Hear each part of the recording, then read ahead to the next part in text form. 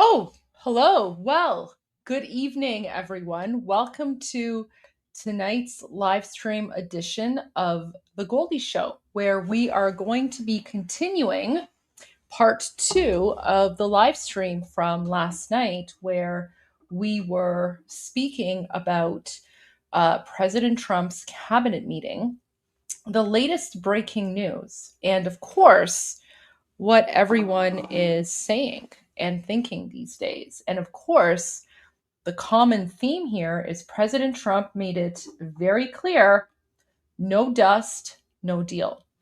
And what we're seeing from the side of the Islamic regime occupying Iran is that it appears like they are doubling down.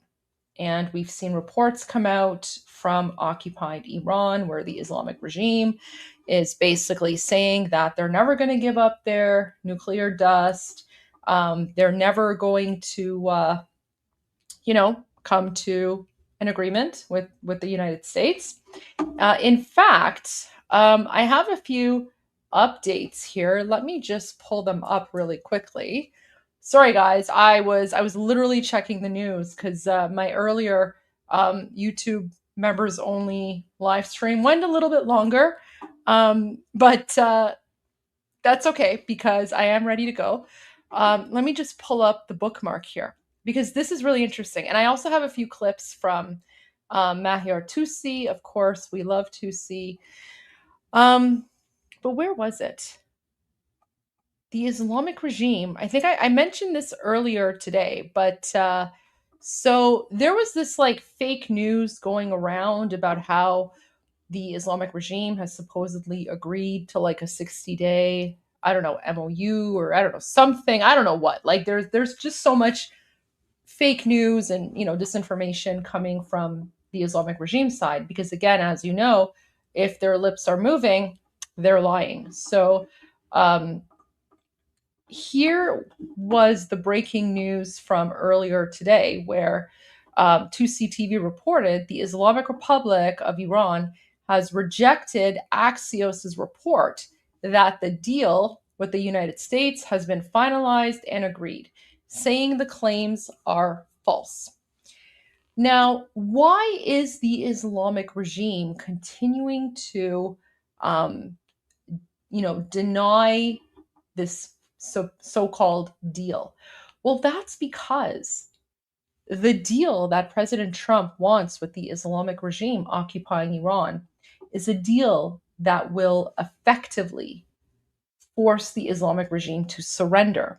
And if and when the Islamic regime, here we go, if and when the Islamic regime surrenders, that means that the Islamic regime has pretty much given up and they're going to lose all of their support, whatever's left of it, right? Because remember, 5% of the Iranian population still supports the Islamic regime.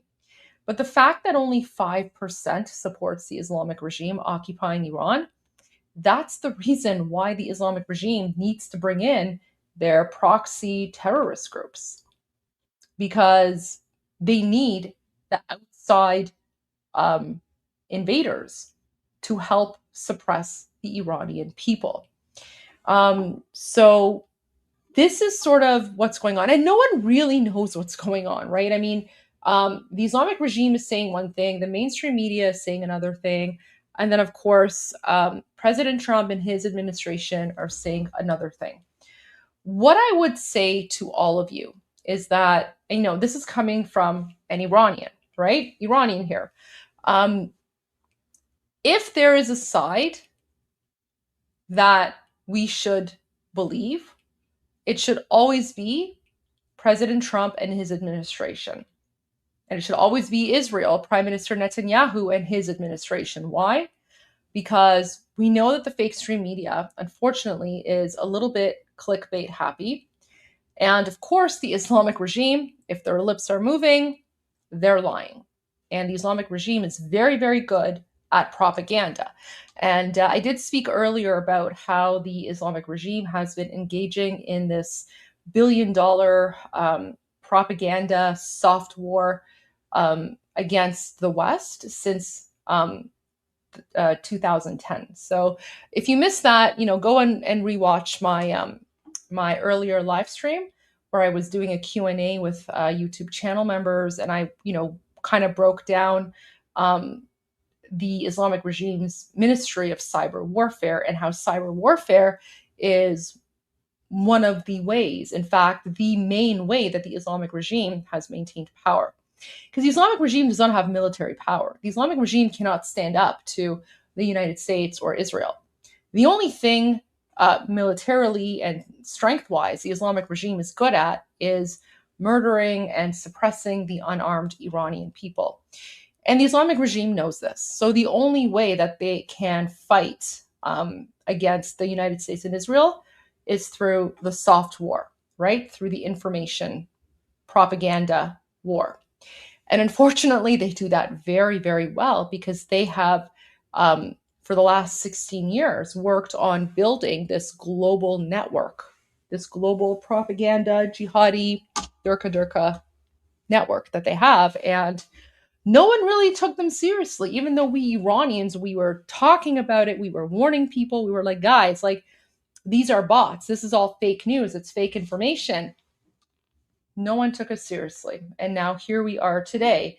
And we literally have, accounts like CENTCOM, right?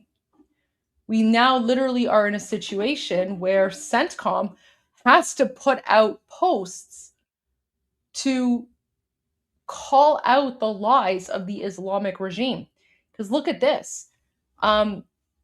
CENTCOM, U.S. Central Command, put out this post about an hour ago saying, claim Iran's state TV, that's the Islamic regime propaganda network, claimed that Iranian forces downed a U.S. aircraft near Bushehr. False. The truth.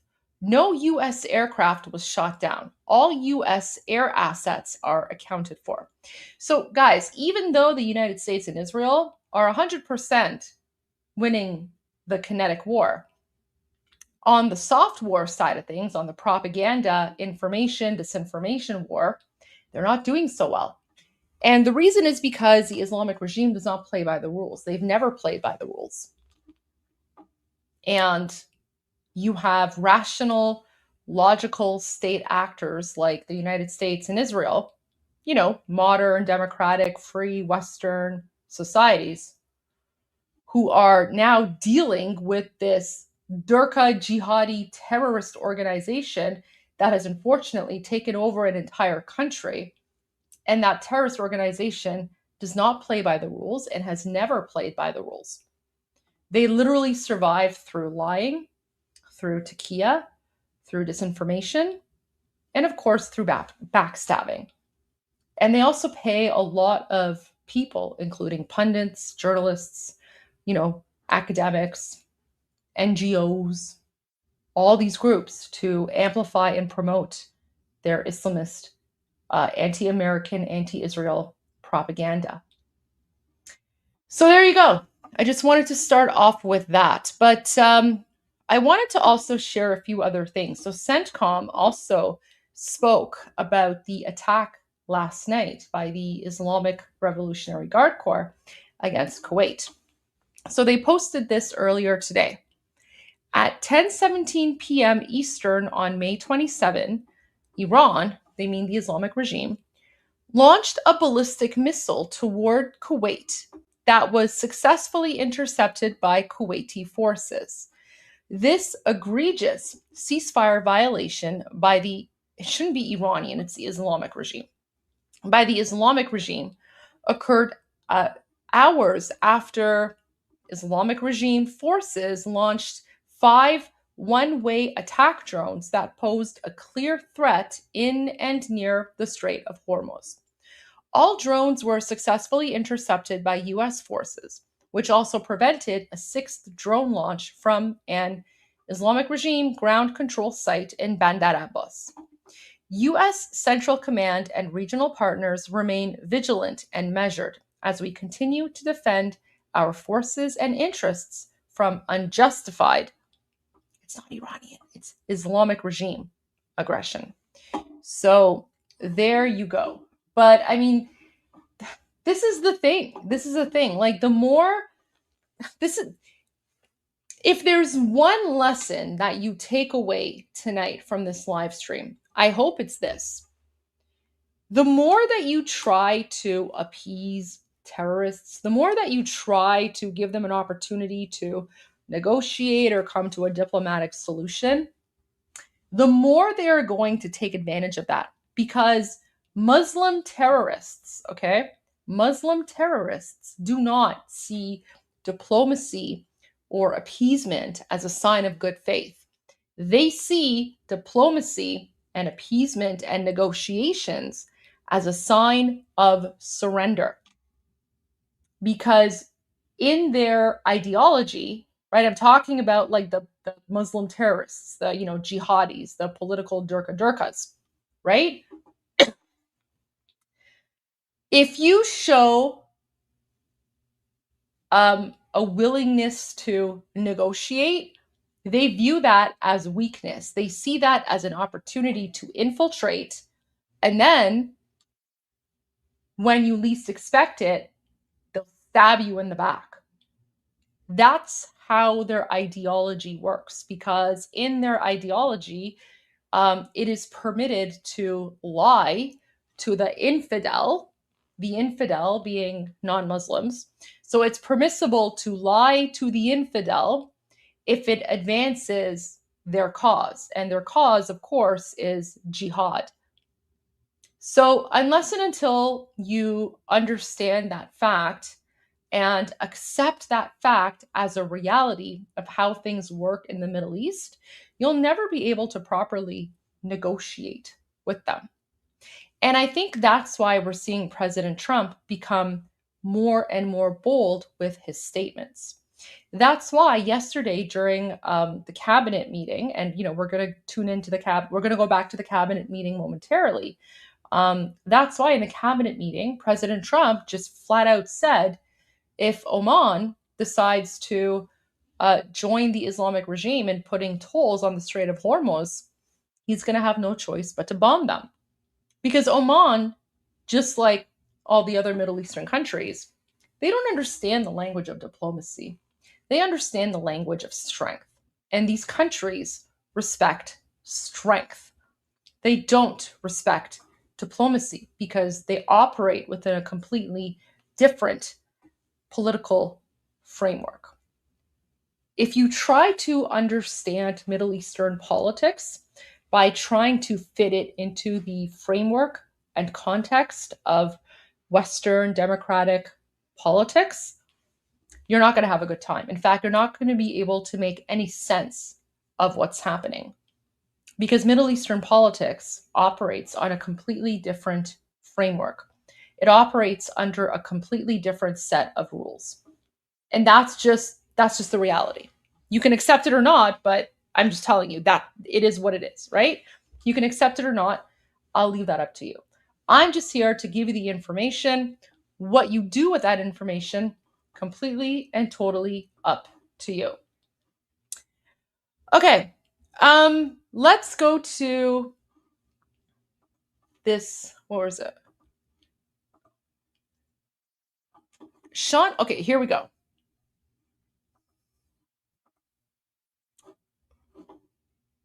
Oh, wow. Okay, this is like a 38-minute. Oh, Fox News just posted this. Okay, this is like a 38-minute video. Wow, we need to watch this, but I can't start playing it now because that is going to bleed into Sean Hannity, and Jesse Waters is having his premiere at 9:15, so we're going to have to watch that after Sean Hannity. Okay, here we go. Let's go to this.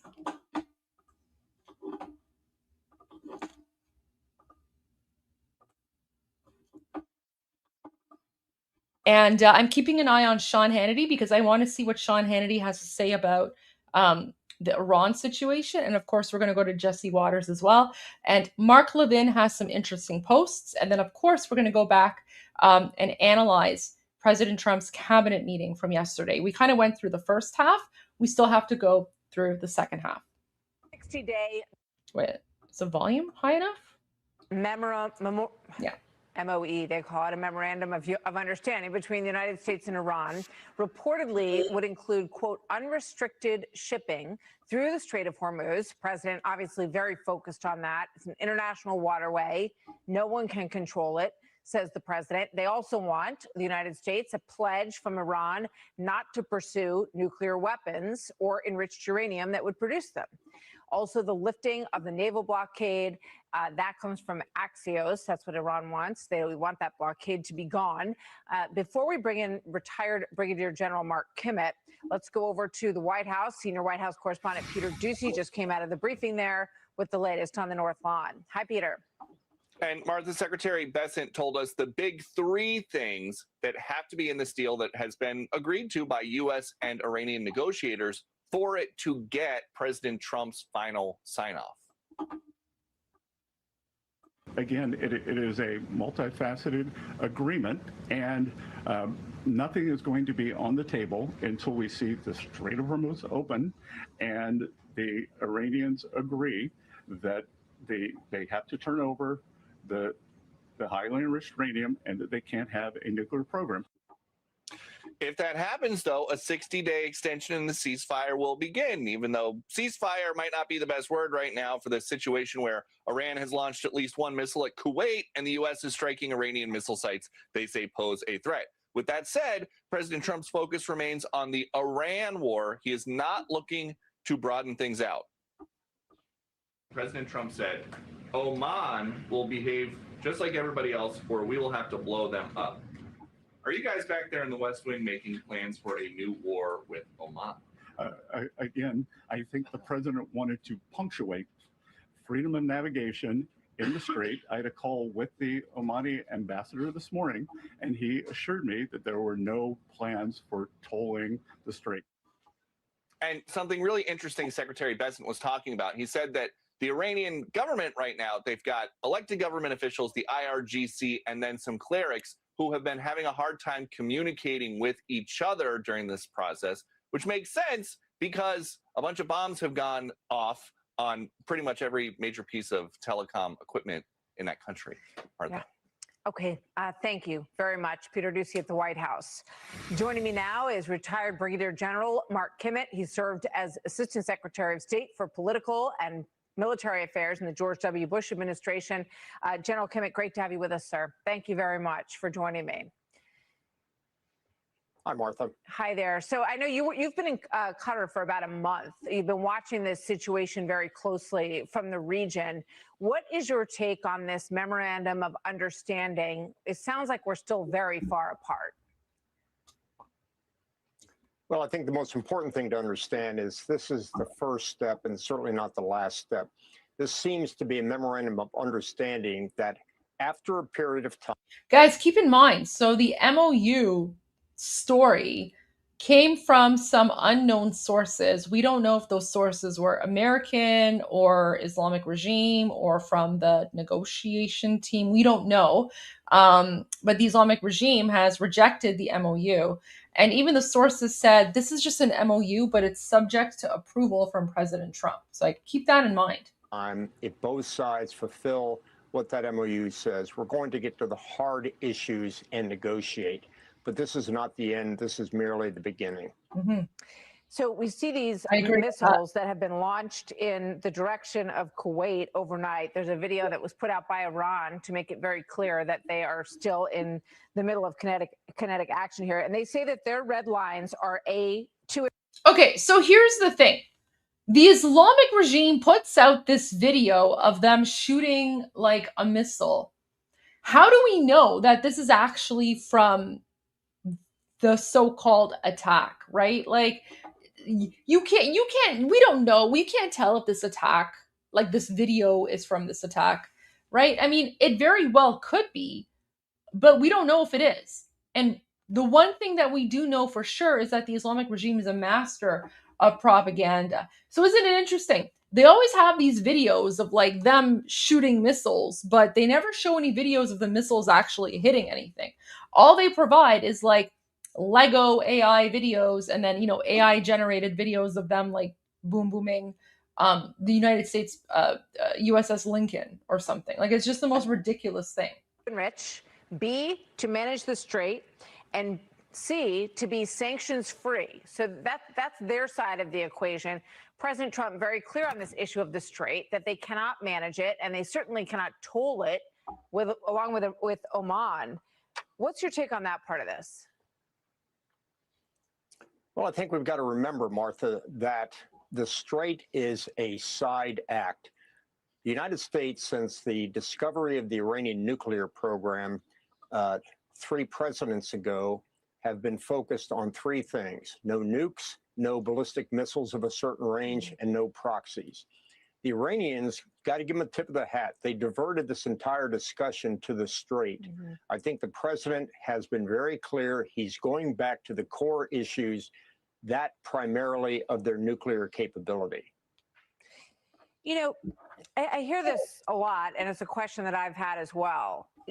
In terms of the military planning of this, why wasn't it obvious, as it seems now, that under pressure, Iran would move to lock down the Strait of Hormuz, that would be sort of a natural next move on their part after they were bombed by the United States and Israel?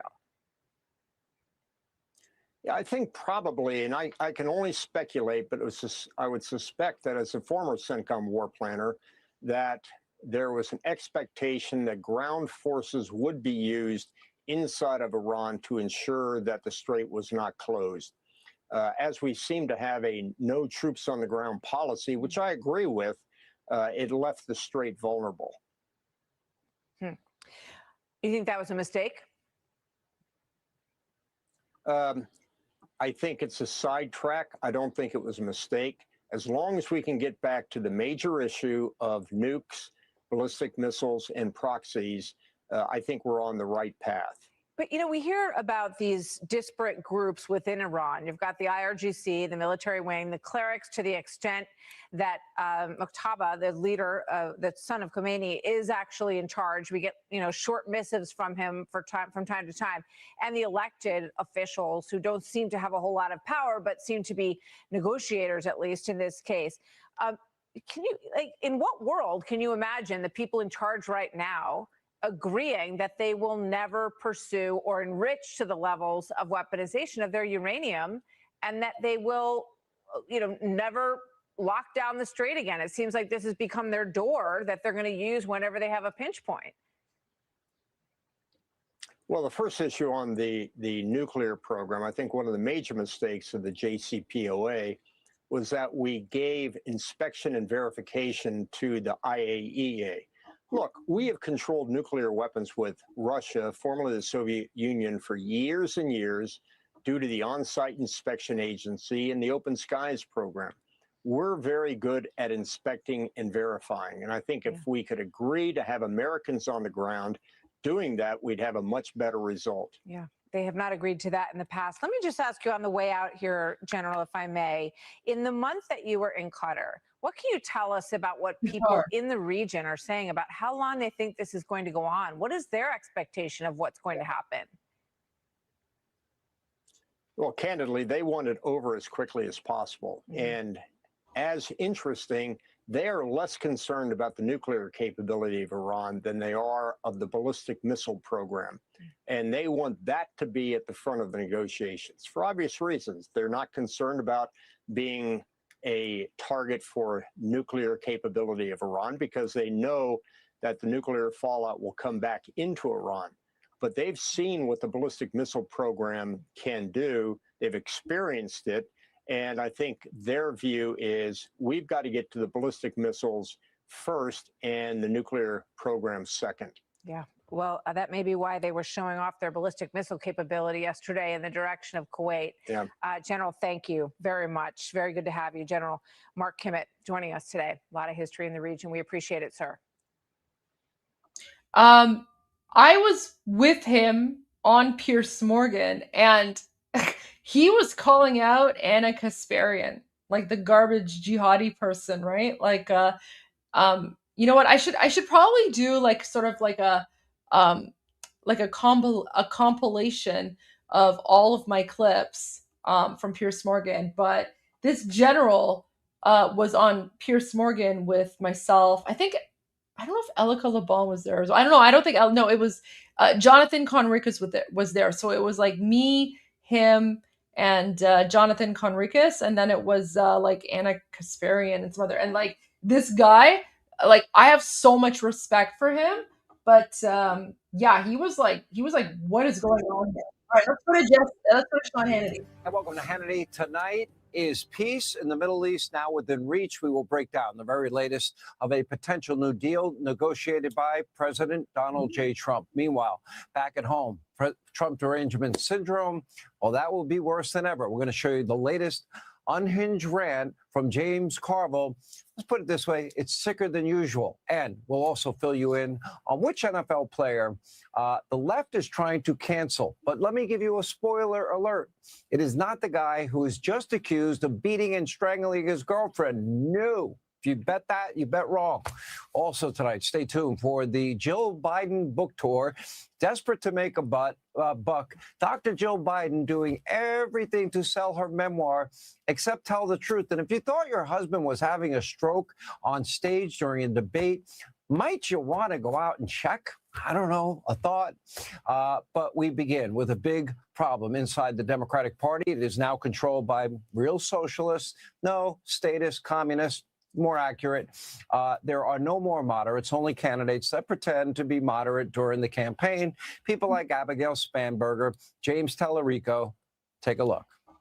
It's now existential that we try to reduce our meat consumption and that we try to respect animals. I am proud to say that our campaign has officially become a non-meat campaign. I'm not a vegan. I'm an 8th generation Texan. I've been eating barbecue since before Ken Paxton's first indictment. And this campaign basically runs on Texas barbecue. God is both masculine and feminine and everything in between. God is non-binary. I think I was being intentionally provocative with that statement. But what it means is that God can't be defined by human categories.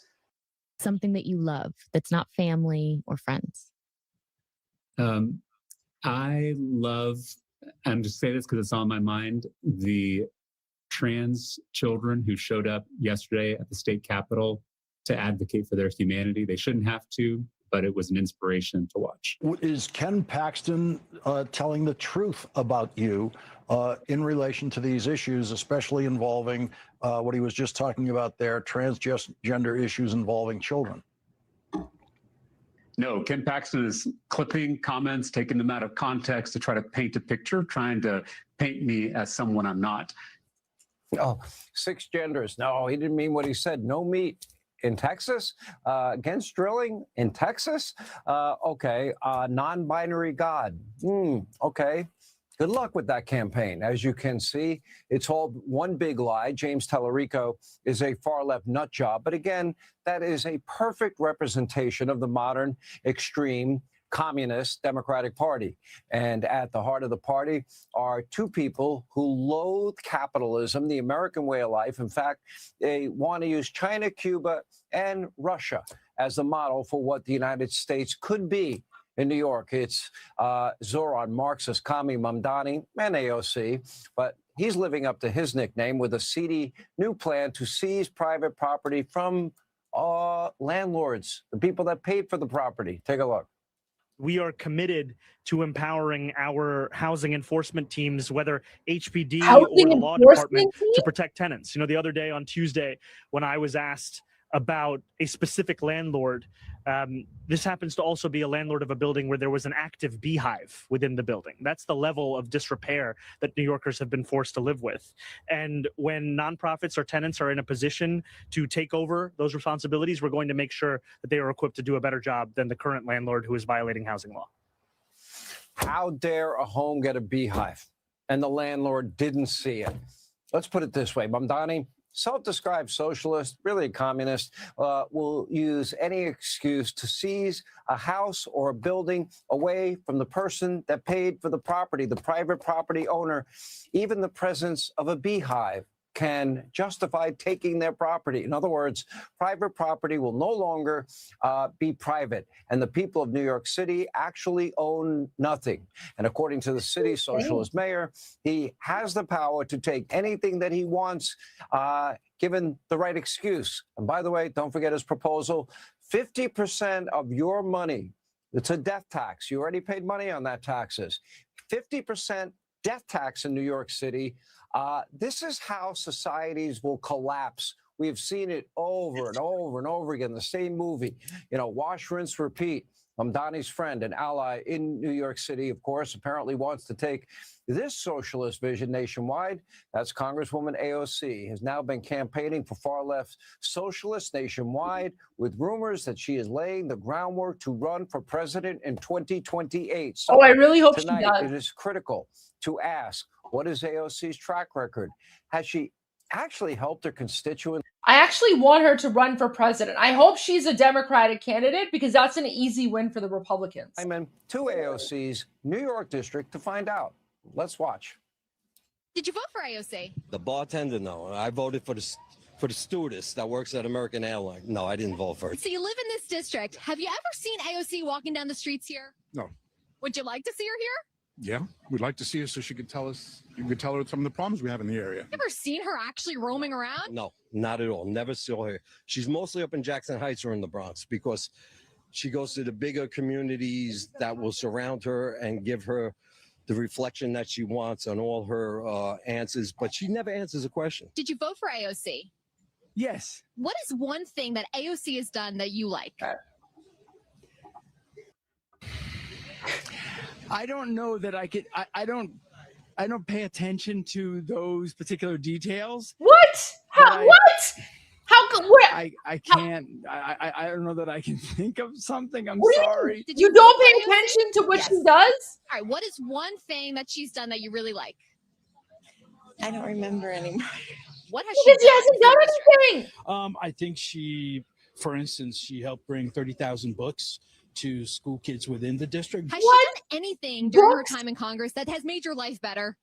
No. She looks like she might be running for president one day. Would you want to see AOC run for president?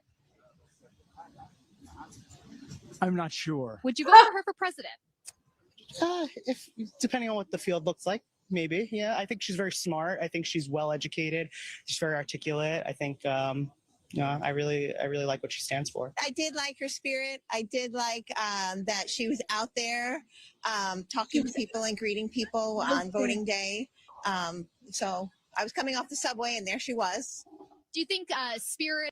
Guys, if that's all it takes to get elected in the United States, geez, I'm in the wrong country. I should like get my American citizenship ASAP. And I should run for office in the United States. I could easily beat all these people hands down. Okay, I didn't see a lot of AOC love. I mean, obviously, I'd run for Republicans. Like, there's no way I'd ever run for Democrat, right? Many people that really liked her or could name one accomplishment. Well, Sean, when I finally found someone in her district that spoke English, there were a lot of people who were not excited about AOC. In fact, more people off camera hated this woman and probably wouldn't have made it on camera with the things they were saying. And then you saw it yourself. Even honestly, I'm more American than like half the Democrat politicians up there, and I'm not even American, and yet I'm more American than them. Like, that's how crazy. Did they know about the Amazon deal? There was going to be a fortune. High-paying career jobs, property values was soaring at the announcement that Bezos was going to build in her district. She killed the deal. It's crazy. All the high-paying career jobs, all the property value increases, dead. Guys, did anybody know about that? If you want, no, actually. All right, Americans, if you want me to run for office in Canada, if you want me to run for office in the United States. No, I can't. First of all, I can never be the U.S. president because I was not born in the United States. That's the first thing. Because the rule is I think you have to be born in the United States in order to run for presidential office, which is fine. I don't care. Guys, if I was going to run for office in the United States, or not. But if I was going to get involved in like politics in the US, I'd want to be Minister of Immigration. Like I want to be responsible for immigration so I can like kick out all the jihadis and the communists, right? Like just denaturalize and deport.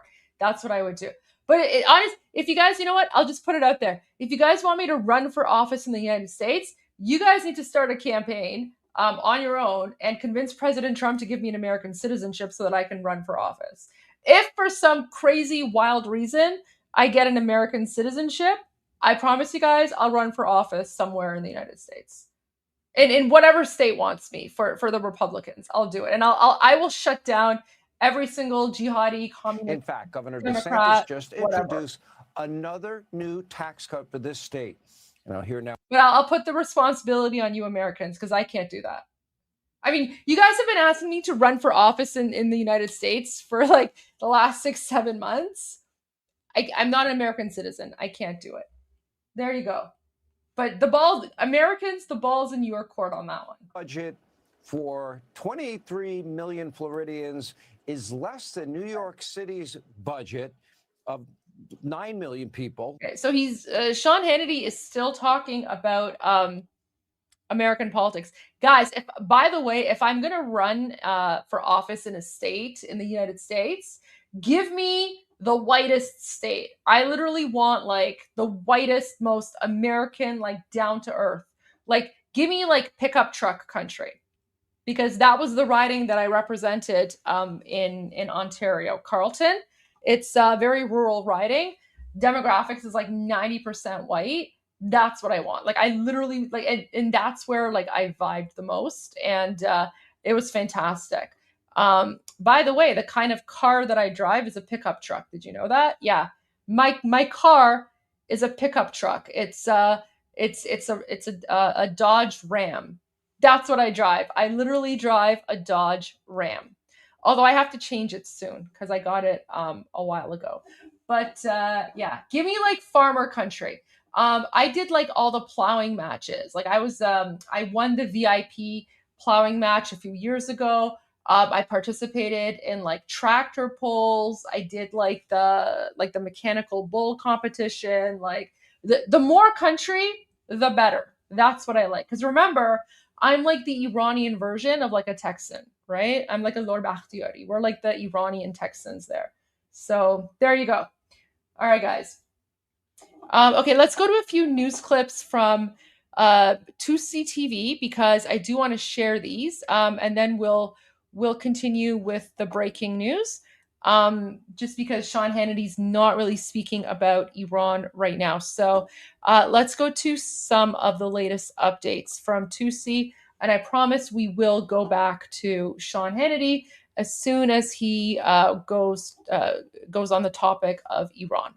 First, let's go to what the IRGC did. Late last night, when we were doing our latest live reports, we gave you guys the update, the breaking news at the time, that the US military launched a major attack in southern Iran, in Bandar Abbas, the main port in the south. That was in retaliation because the IRGC were the ones who attacked the US forces first yesterday. The Americans carried out the attacks in self-defense, and they have also targeted the head of the IRGC Navy, or the newly appointed head of the IRGC Navy. We haven't heard from him since last night. Of course, the Islamic Republic have not confirmed whether he has been eliminated or not, but we haven't seen his face. We haven't heard from him. We don't know where he is, whether he's injured, whether he's dead. But following that, today, the IRGC started to attack the neighboring countries. Kuwait, we've had IRGC missiles that were launched. Let's go to the first video.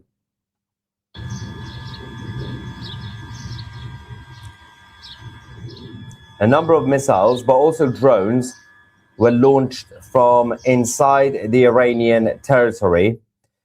And one of the missiles did go towards the US airbase in Kuwait. Fortunately, no injuries or casualties have been reported, but some of the updates that we had initially from the US officials was that the Islamic Republic fired 4 suicide drones at a US commercial ship. The US military then decided to shoot down all of the 4 drones, and then they decided to strike another Iranian drone launching unit, so basically a drone launcher that was in the south of the country. Now, they hit that just before the IRGC were about to launch another wave of attacks on the US. That contained the situation. The Americans did the retaliation, they did the self-defense attack, and then the IRGC decided to say, well, that's not enough, we're going to do more. And that's why they also decided to target Kuwait. Okay, so that was the first one. And then, oh wait, where's the other one? There's a second one here. So I'm going to play this one as well. Let me just go to a few of your super chats really quick. So Omid says, has the Mush been buried? No, the supreme dictator Ali Khamenei, who was exterminated like the rat that he was back on February 28th, still has not been buried. He's still in a refrigerator somewhere. Yeah, poetic justice, that one. No, he hasn't been buried yet. And Battlestar Group says, come to California, fix what Newscom messed up, bring back our refinery capacity so gas isn't $6 a gallon. Let us drill and build some desalination plants on our coast to purify water for drinking and firefighting. I mean, that all of that is great, but unfortunately, that sounds too practical and reasonable for California. California has unfortunately been taken hostage by a lot of the hippies and, you know, like the communists and whatever. So California is a weird state. It's a weird state. I feel bad for you guys because you guys are like surrounded by all these like weed smoking hippies or whatever. And I don't have any issues with people smoking weed. It's just not my thing. But, you know, people smoking weed, it literally affects your brain cells. And there's a lot of that in California. So again, I don't have an issue with it. I don't think it should be criminalized. I don't think people should go to jail for smoking weed or having weed or anything like that. But drugs are bad. Drugs are bad in general. I don't support it. I don't like it. And there's a lot of that in California. It affects their cognitive abilities. Oh yeah, it smells terrible. It smells terrible. Like it literally smells like skunk. It's like it's wild. It's wild. I mean, just in general. So I mean, if I want to give all of you guys like a piece of advice, your biggest asset is your brain. Okay, your brain is your biggest asset. So why would you ever want to do anything that impacts your biggest asset, right? Because your brain is your brain is basically how you survive and how you succeed and how you move forward in life. So you should always respect your brain, respect your brain cells, and do anything and everything you can to protect your brain. So yeah. Oh, I mean, there's totally worse things. I also respect people who, you know, use weed for medicinal purposes. I have no issues with medical marijuana. You know, a lot of studies have been done that show that, you know, medicinal marijuana is, you know, good in certain situations. And yeah, so like I have no issues with that when it's prescribed by a doctor. If anything, it's much better than some other treatments there, right? So yeah, but what I'm saying is like just like, you know, casual weed smoking, not a thing. Like just guys, don't do drugs. Don't do drugs. People are asking about alcohol. Oh yeah, alcohol's terrible. Alcohol's terrible for your alcohol is worse than weed. So here's the thing. Nicotine is also terrible. I'll tell you a little story about how weed became illegal, but nicotine did not. And that's because back in the day, there was like this lobbying war between the tobacco industry versus the marijuana industry. And the tobacco industry was much more organized. So they were able to properly lobby the government, the American government, to make weed illegal. But I actually think tobacco, just, you know, smoking in general, is way worse than medicinal marijuana. But anyways, like, I mean, at the end of the day, like, all mind altering substances are bad. So my message is, you guys have one brain, use it properly. Drink sparkling water instead. That's what I do, right? So tonight's sparkling water flavor is blackberry. There you go. So, by the way, another drug that's really bad for you is sugar. Literally, like white sugar. It's not only super addictive, but it's terrible. Like, sugar, I would say, is worse than medical marijuana. Because sugar just damages your brain and your body in ways that you don't even know. But again, I'm not like a medical expert here. Literally, this is not medical advice. This is not like medical advice in any way, shape, or form. I'm not a medical expert. Like, I'm not even qualified. Like, I'm literally just giving my personal opinion based on like my own life experiences and what I've learned in politics. It's literally just my opinion. Just my opinion. You can take it or not. This is not fact in any way, shape, or form. I'm not qualified to give medical advice. I'm just saying. Yeah, that's all it is. So, but okay. What's Sean Hannity talking about? Is he going back to Iran, or what's going on? Okay, he's going to commercial break. So, all right. So now having given my little PSA on, you know, don't do drugs. Drugs are bad. Let's watch the next update from 2C. Update. Yeah, there is a quick update. Yes, from a U.S. Central Command, saying at 10:17 p.m. Eastern Time last night on the 27th, Iran launched a ballistic missile towards Kuwait that was successfully intercepted by Kuwaiti forces. They also did launch drones. This egregious ceasefire violation by the Iranian regime occurred hours after Iranian forces launched 5 one-way attack drones that posed a clear threat in and near the Strait of Hormuz. All drones were successfully intercepted by US forces, which also prevented a 6th drone launch from an Iranian ground control site in Bandar Abbas. US Central Command and regional partners remain vigilant and measured as we continue to defend our forces and interests from unjustified Iranian aggression.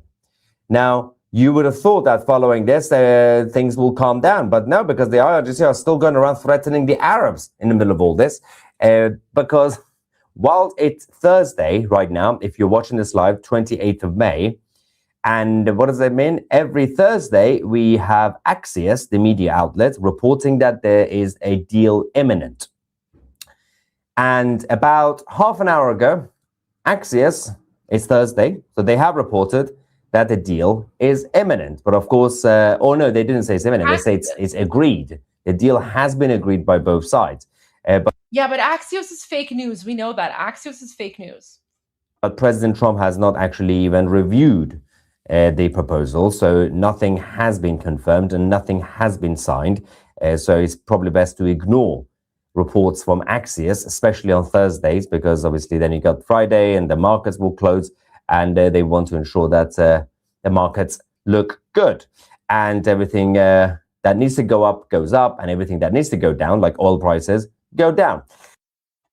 Okay, so there's that. Just a few of your comments. So Tin Lee says, hi Goldie, you checked the White House website about aliens yet? Javid Shah.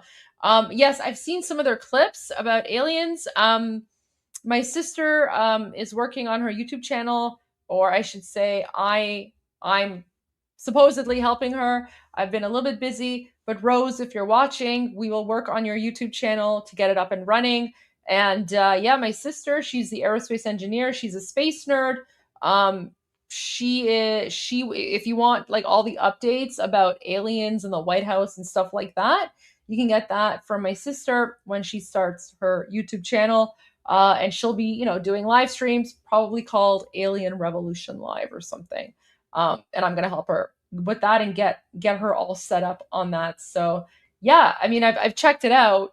It's totally like, you know, it just kind of goes over my head because space is not really my thing, but I do think it's very interesting. Yeah. Carrie says addicted to caffeine after, yes, caffeine is my drug of choice. I am addicted to caffeine. Everyone has vices. I do have like, you know, 1 or 2 cups of coffee a day. However, I drink my coffee black, just like my soul, right? So I drink my coffee black, no sugar, no milk, nothing. Just I drink it black like my soul, and that's how I like it. I actually, I can't even have sugar in my coffee anymore. Like if my coffee is sweet, I can't drink it. Like it just makes me gag. But that's just because I've literally cut out sugar from my diet for a very long time. But yeah, caffeine is my drug of choice. We all have vices. And Starshine says, do you know what else is really bad for you? Carbonation, aka sparkling water. Well, thank you, Starshine. She says it's acidic and destroys the alkaline pH of the body, creating acidic environment ripe for disease, kills free radical O2. Well, I guess I'm just going to have to give up my sparkling water. No, you know what? Sparkling water is the hill I will die on. We all have our vices. My vices are caffeine and sparkling water. And nothing and no one will take away my bubbly from me. So there you go. We all need to have some vices, right? I'm allowed some vices. There you go. But okay. All right. Sean Hannity still is not talking about Iran. I do want to play Jesse Waters because Jesse Waters, I think, had a segment on Iran. But now I'm like, if I start playing that, wait, what's this?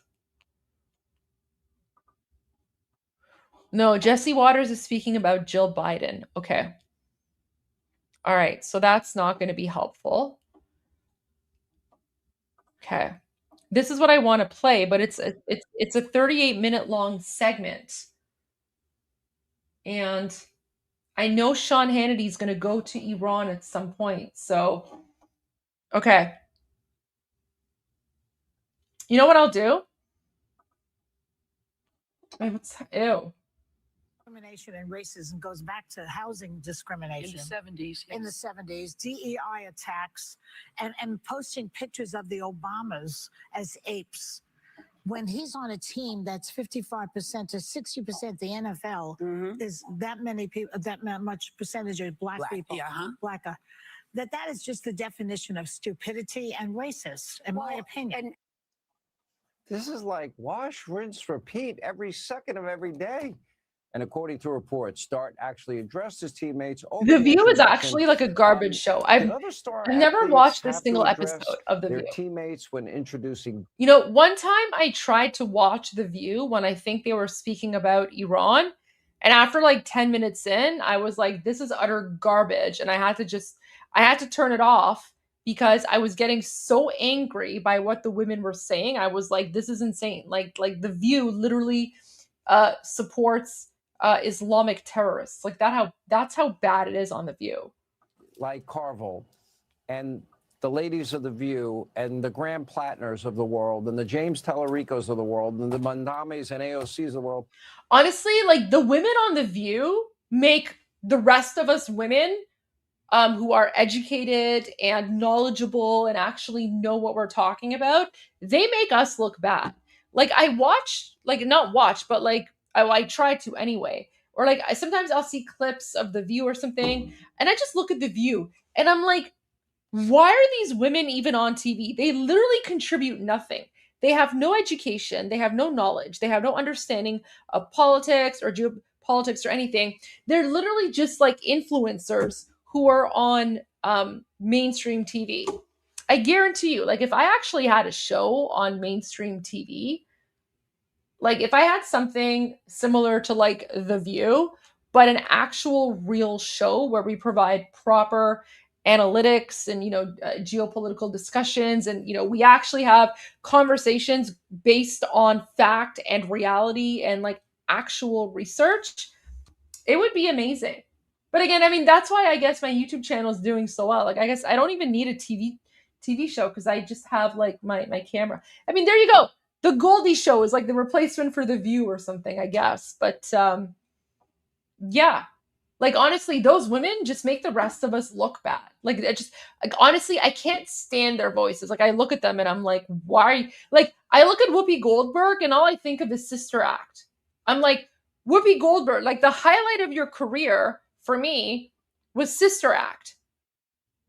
And the second one was almost as good as the first one. But like, I don't know, like when I think of Whoopi Goldberg, I'm like, what else has she accomplished in her life? Like, it's Sister Act, right? So I'm sitting there and I'm like, why is this like, actress who is basically famous because she pretended to be a nun because she was like a call girl or something. Like the whole movie is like, a call girl is hiding from like her pimp or whatever, so she dresses up like a nun, and then she teaches a whole bunch of nuns how to sing or something, and she's famous for that. Why is this woman like, why does she now have the audacity to think that she can dictate to the rest of the world what we should or shouldn't think? Like, why is her view so important? It's wild. Like, it's wild. Anyways. It was exposed she's a virulent anti-Semite who wants to put Zionists in detainment camps. And in Texas, of course, you've got the... Listen, I'm not commenting on her character. I'm not saying she's a good or bad person. She might be a wonderful and a nice person. That's not my point. My point is, what gives her the qualifications to comment on geopolitics or, of all things, Iran? Because their comments on Iran were incredibly disrespectful.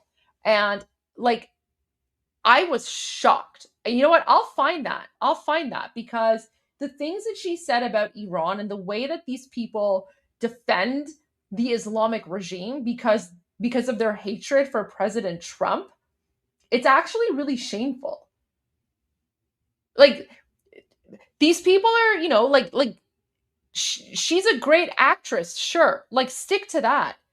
Just because you're a famous actress or actor or whatever, like, why does that make you think that you have the qualifications to comment on complex geopolitical issues, especially when it comes to Iran, when Iranian people have been oppressed by the Islamic regime and they're being executed every day?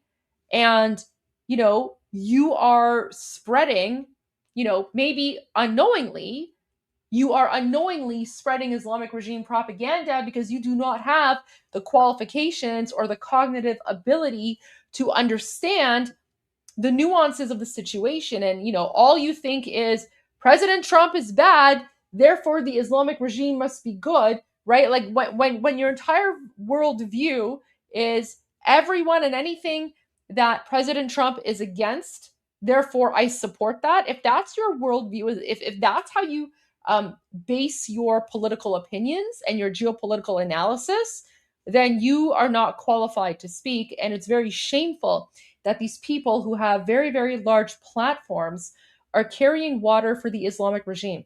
Because again, when we're speaking about Iran and the Islamic regime and occupied Iran and the Iranian people, it's literally a life or death situation.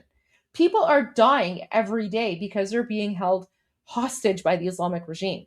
That's what people don't realize. Like, we're not talking about some normal random government policy, like, I don't know, water or, whatever issue, like housing, taxes. We're not talking about things like that. We're literally talking about a life or death situation. And I find it incredibly shameful that these people who have very large platforms are choosing to succumb to their Trump derangement syndrome at the expense of the Iranian people. That's all I'm saying. Only Victor David Hansen is next, straight ahead. Oh, I like Victor David Hansen. Are we going to Iran? We're putting our new Ultraflex Plus lidocaine no, and American menthol commercials. patch to. Okay. What is this? Let me just. Okay. Let me see if I can find that segment on The View.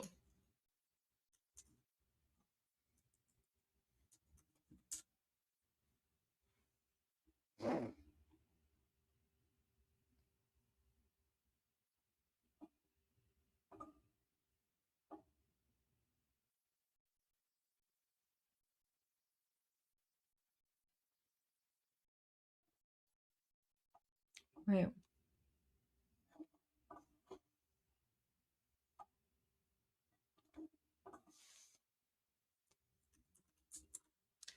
This was like a while ago.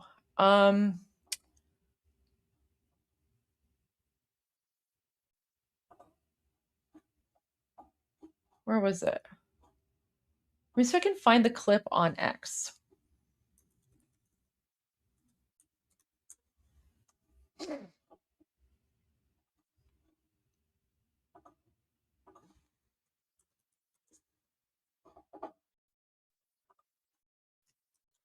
I'm gonna have to find it now, but it was not good.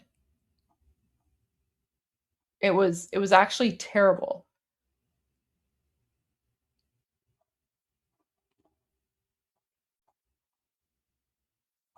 Okay, I can't find it now.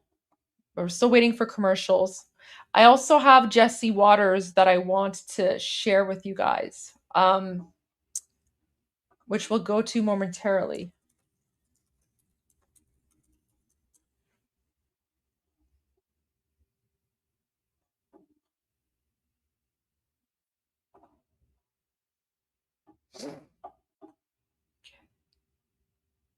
Can't find it now.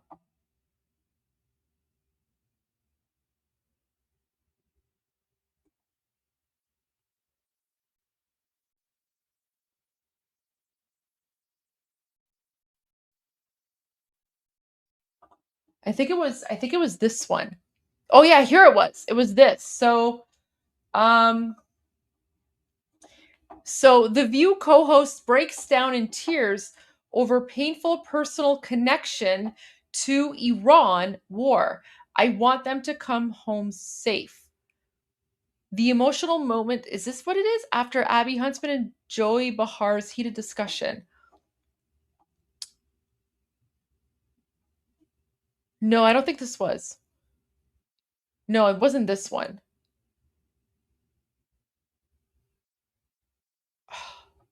No, it wasn't this one. Shoot. It was, I can't find it now. It was one where like they actually had like an Iranian there.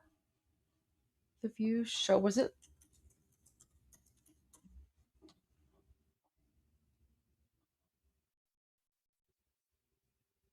Okay, I can't find it.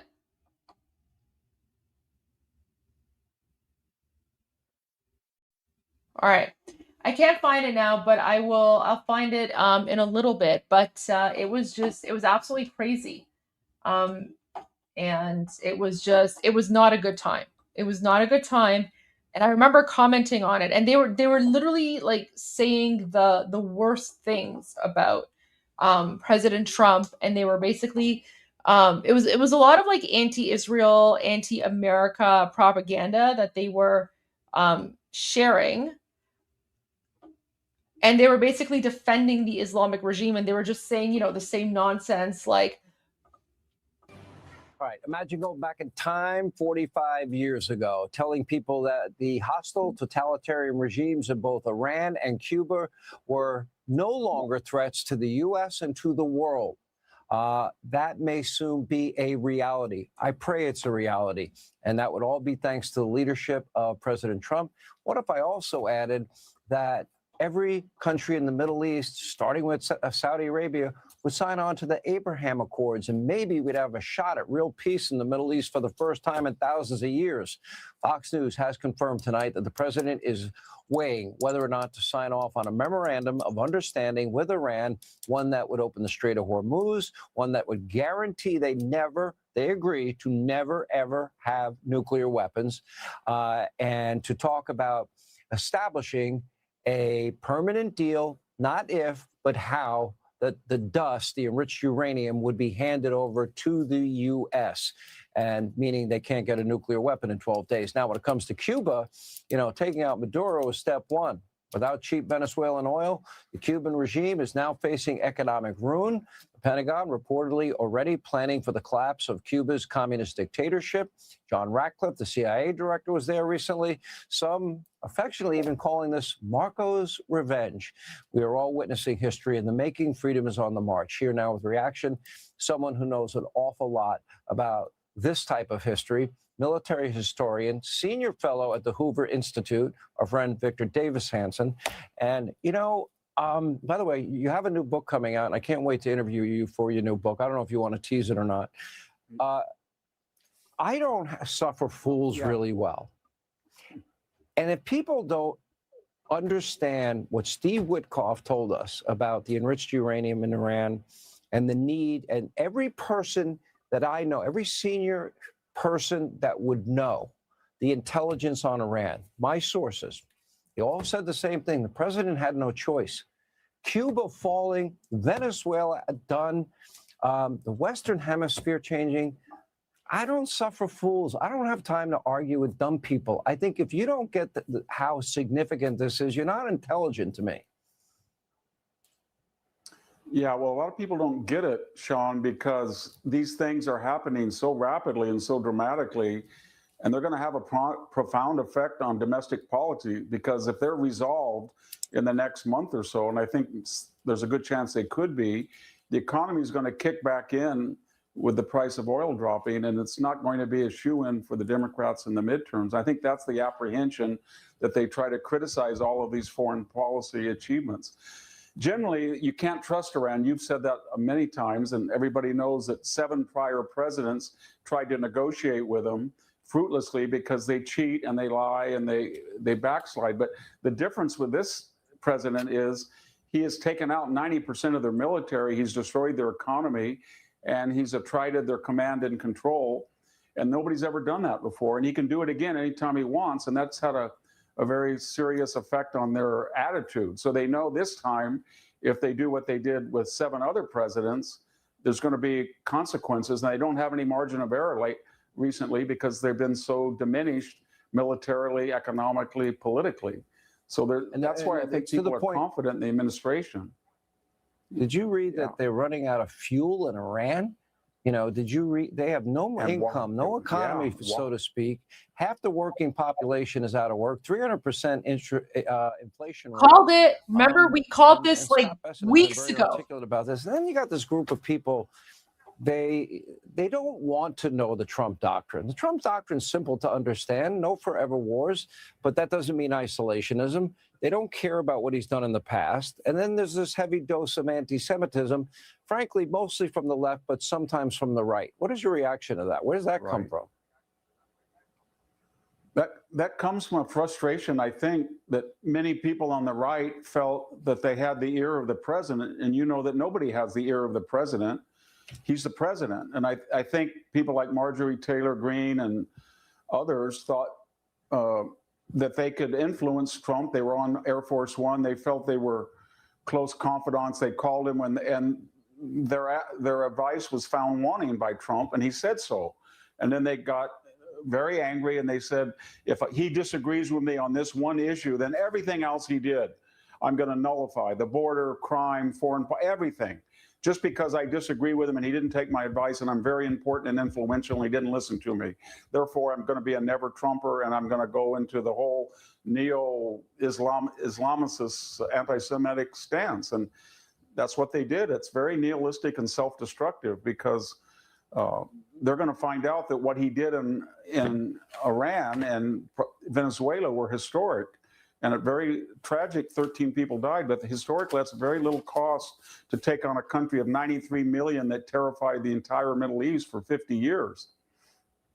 I will tell you, I can tell the audience this, it will end sooner than later, and Donald Trump will not take a bad deal. That's a good thing. Victor, what's the name of your new book? And when it comes out, we look forward to having you on. Yes, it's coming out September 8th from Basic Books, and it's called Counter-Revolution, The Fall and Rise of Donald Trump and the MAGA Movement, and it goes through the whole ordeal from January 6th to the present. And I think people will enjoy it because it's a comeback story. Yeah. Thank you. I'll enjoy it too because you're a great intellectual and a great writer. Victor Davis Hanson, thank you, sir. All right, coming up, Treasury Secretary Scott Bessent torching Gavin Newsom. Today we've got the clip. Oh, RFK Jr. cracking me up, trolling his social media critics with another snake video. We'll check in with Brian. Okay, so that was pretty much the clip on Iran. So let me go to what Jesse Waters posted earlier, and then we're going to go back to President Trump's cabinet meeting. And I'm going to, oh wait, Jesse Waters didn't post about that. This is what I wanted to watch instead. So Fox News put out a 38-minute clip just an hour ago, and it's titled "Straight Out of War.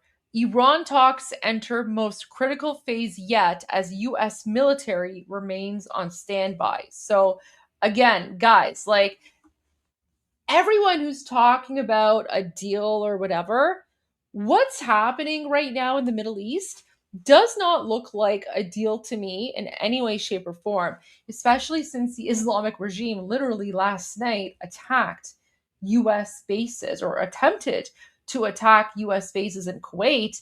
And then today they put out this fake news about how they supposedly shot down a U.S. aircraft, and CENTCOM had to put out a statement on social media claiming that that was a lie and that was false, right? So literally, this is like the least ceasefire I've ever experienced, ever. So, okay, let's watch this and then we'll continue with President Trump's cabinet meeting afterwards. Correspondent Peter Ducey, live from the North Lawn. Good evening, Peter. Good evening, Brett. This is as close as the U.S. and Iran have gotten to a deal since the war started. What? Okay, right off the bat, that's total and utter nonsense. Like, that's not even close to being true. That's not even close to being true. Where's your source coming from, buddy? Where's your source coming from? We begin with seeing. Guys, this is literally, oh my gosh, this is literally just clickbait, and it's so frustrating. Your White House correspondent Peter Ducey, live from the North Lawn. Good evening, Peter.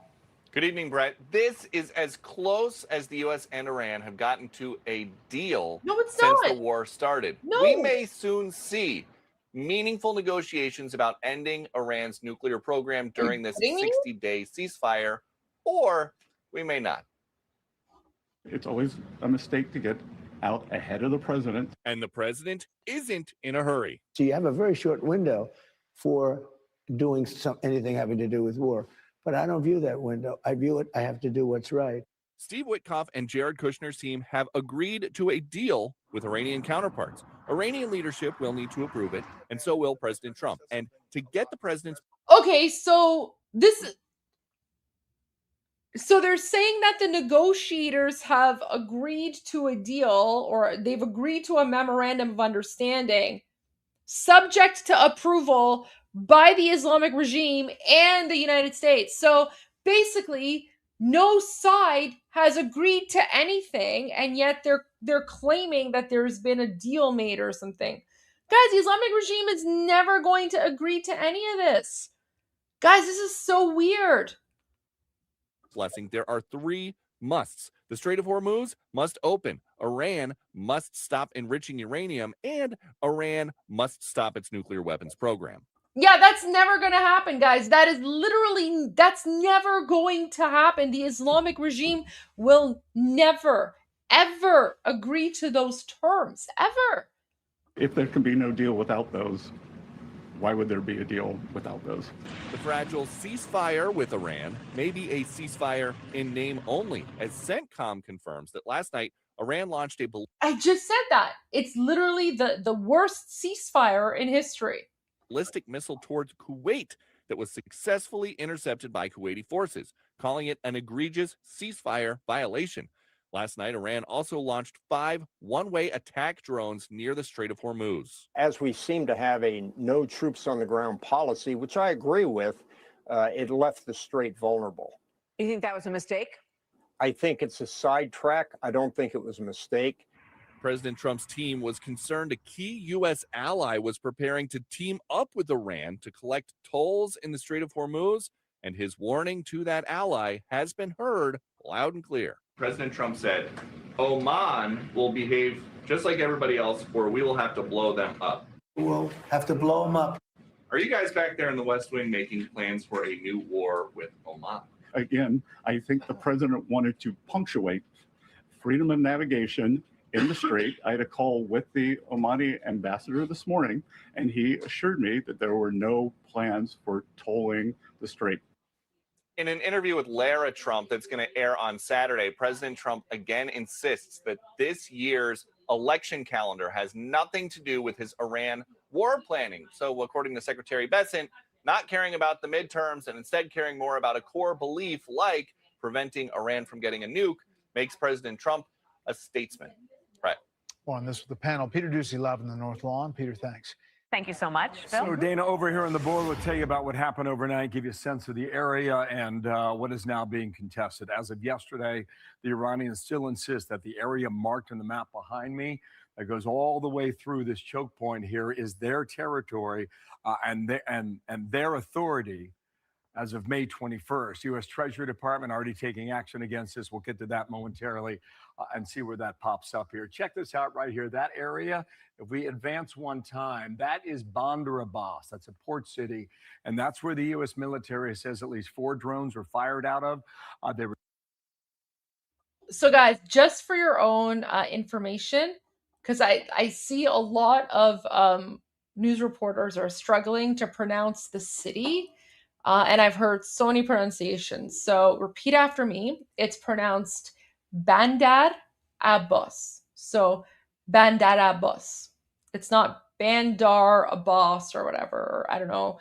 Bandar Abbas or I don't know. However people. I know it's difficult because it's difficult to pronounce it. However, it's pronounced Bandar Abbas. Say it with me. Bandar Abbas. There you go. Bandar Abbas. And then the R rolls into the A. So instead of pronouncing it as like 2 separate words, imagine it's just one word. Bandar Abbas. There you go. So how would you say it in an English accent? I don't know. I can't do English accents. You could just say Bandar Abbas. I don't know, Bandar Abbas. So for the Abbas part, think of like a boss. So you know how you would say like a boss. So Bandar Abbas. There you go. Bandar Abbas. Imagine if you can say the last part, pronounce it as like a boss, then you just say Bandar Abbas. There you go. Okay, let's go to a few of your super chats and then we'll continue. Mark Dennis said, spot on. Goldie Ghamari Aziz, thank you. Jean says, happy birthday, the Major Actual. Yes, happy birthday, Major. Wishing you all the best on your birthday. I don't know. How old are you turning? I think you're turning like 95. So guys, everyone wish the Major Actual a happy 95th birthday. Happy 95. You look so spry for a 95-year-old. I'm totally trolling. He's not 95.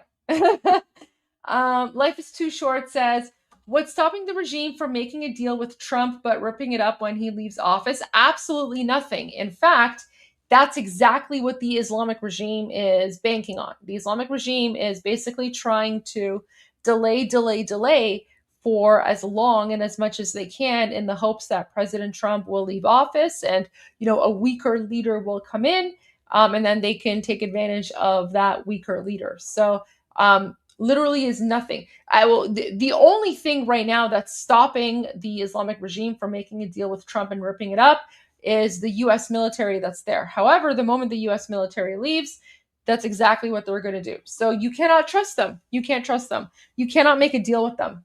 They will never honor a deal. In the entire existence of the Islamic regime, in the entire 47-year cursed existence of the Islamic regime, they have never, ever once made a deal that they have honored. Not even once.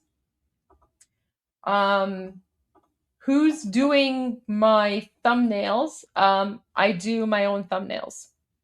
Everything you see is produced by me, myself. So yeah, I do it all myself. Mark Dennis says they are closer to a deal, like each of us are closer to death each day that goes by. Yeah, that's a very good point. That's exactly how they're closer to a deal. I agree with that. Stephen Risley says U.S. has been at war with Iran since 1979 when they took diplomats prisoner. We've had several skirmishes with the Irgc since then. They always reaffirm that by saying death to America. Yeah, absolutely. I would just change one thing about your sentence. I would rephrase it and say that the Islamic regime declared war on the United States in 1979 when they took U.S. Americans hostage and started chanting death to America. Because this war was started by the Islamic regime. It was not started by the United States. I mean, the United States sort of, not the United States, but the Democrats 100% are at fault because Jimmy Carter, the peanut farmer and trader, helped to bring the Islamic regime to power in the first place, along with, the UK, France, and some other places as well. But yeah, the Islamic regime is the one that declared war on the United States in 1979 by taking Americans hostage. So basically what happened is Jimmy Carter and the Democrats helped bring the Islamic regime to power. The first thing that the Islamic regime did is they took the Iranian people hostage. And then once the Iranian people were held hostage, they then took the Americans hostage. And then they declared war on the United States once they had conquered Iran. So yeah, and I think that's really important for people to recognize and understand because the United States is not starting a war. The United States is now, hopefully, ending a 47-year-old war that the Islamic regime began when they occupied Iran back in 1979. But that's an excellent point. How do you pronounce, so KB Anti-Commie says, how do you pronounce Cyrus and Darius? Based on English pronunciations of those, Bandar Abbas is not that bad. Okay, so Cyrus is pronounced Kurosh. Kurosh. And Darius is pronounced Doryush. So let me write this and then I'll put it up there. So yeah, so Cyrus is, I'm trying to spell it out phonetically. So Cyrus is pronounced Kurosh and Darius is pronounced Daryush. And they're both very, very popular Iranian children's names. Oh, Xerxes! Xerxes is the hardest. Guys, Omid, you just opened up a can of worms right there. So yeah. Oh, Omid, why would you do that to our non-Iranian followers? Oh my gosh. And Omid, you didn't even spell it pronouncedly because there's an R at the end.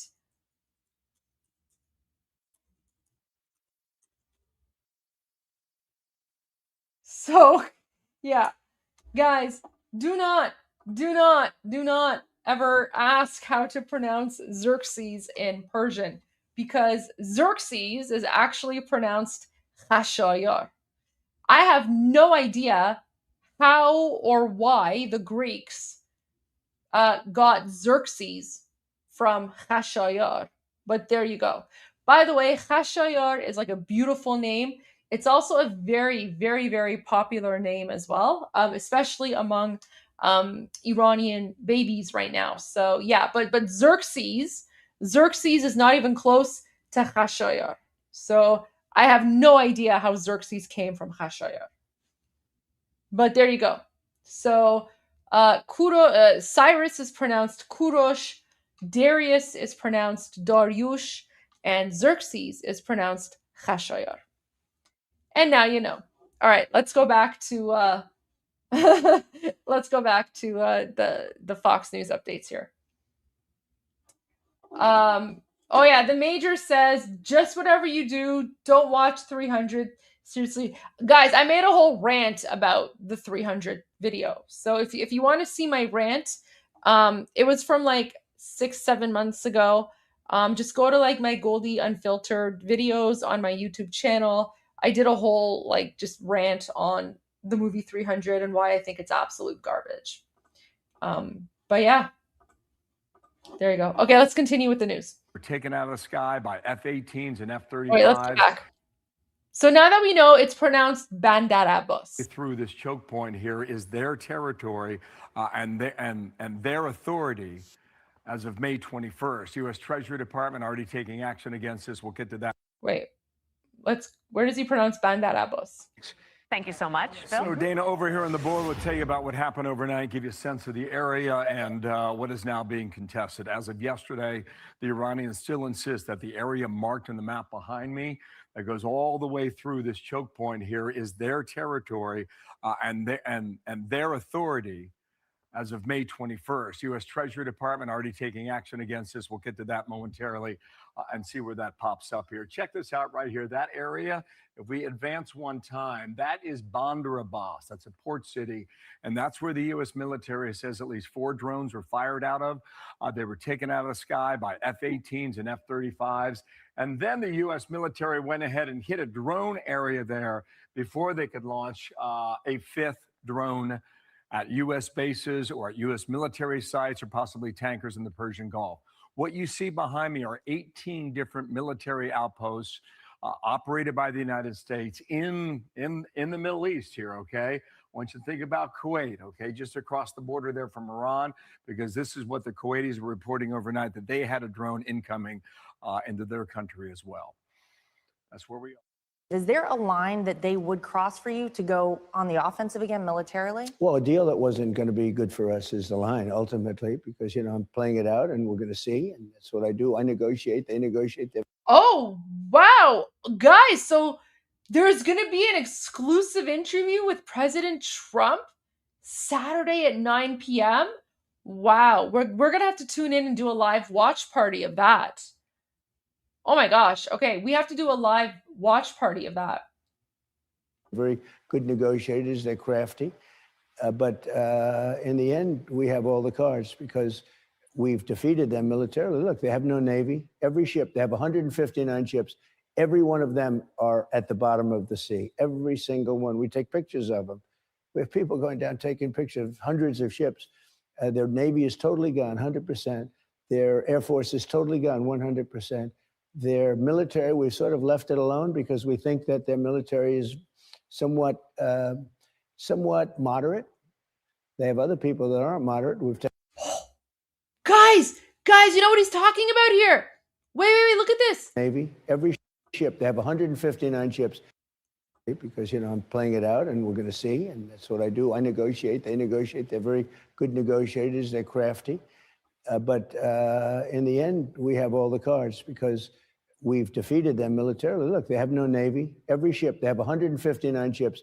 Every one of them are at the bottom of the sea. Every single one. We take pictures of them. We have people going down taking pictures of hundreds of ships. Their Navy is totally gone, 100%. Their Air Force is totally gone, 100%. Their military, we've sort of left it alone because we think that their military is somewhat moderate. Guys, I was speaking about this earlier. Look. I was speaking about this last night. Guys, I've been speaking about this forever, right? Like my theory as to why, when you look at the boom boom Durka jihadi bingo sheet, right? President Trump is talking about the military, right? So this is the IRGC. And remember, yesterday during my live stream, yesterday evening on the Goldie Show, I was going into like an in-depth breakdown of all of this, and I was like, guys, do you notice how the boom booms have all happened on the Islamic Revolutionary Guard Corps side, but the Atatish, the army, has remained untouched? And my theory behind this, and guys, here's the thing. So most of these commanders are loyal to the Islamic regime. Okay, that's the foundation. That's the basis. Most of these commanders are loyal to the Islamic regime. However, the rumor is that there may be some commanders who have defected and have reached out to His Royal Highness King Reza Pahlavi.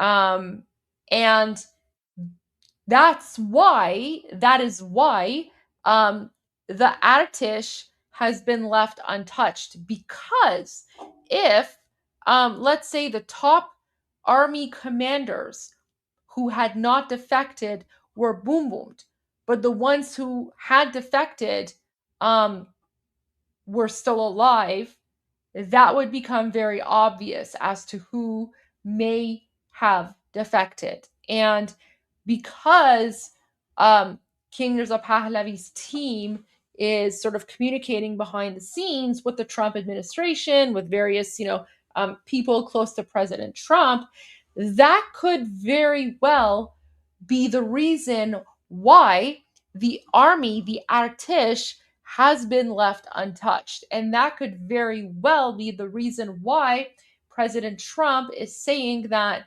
there may be elements within the Artish who are more moderate, right? Because, guys, when you look at the boom boom bingo sheet, okay?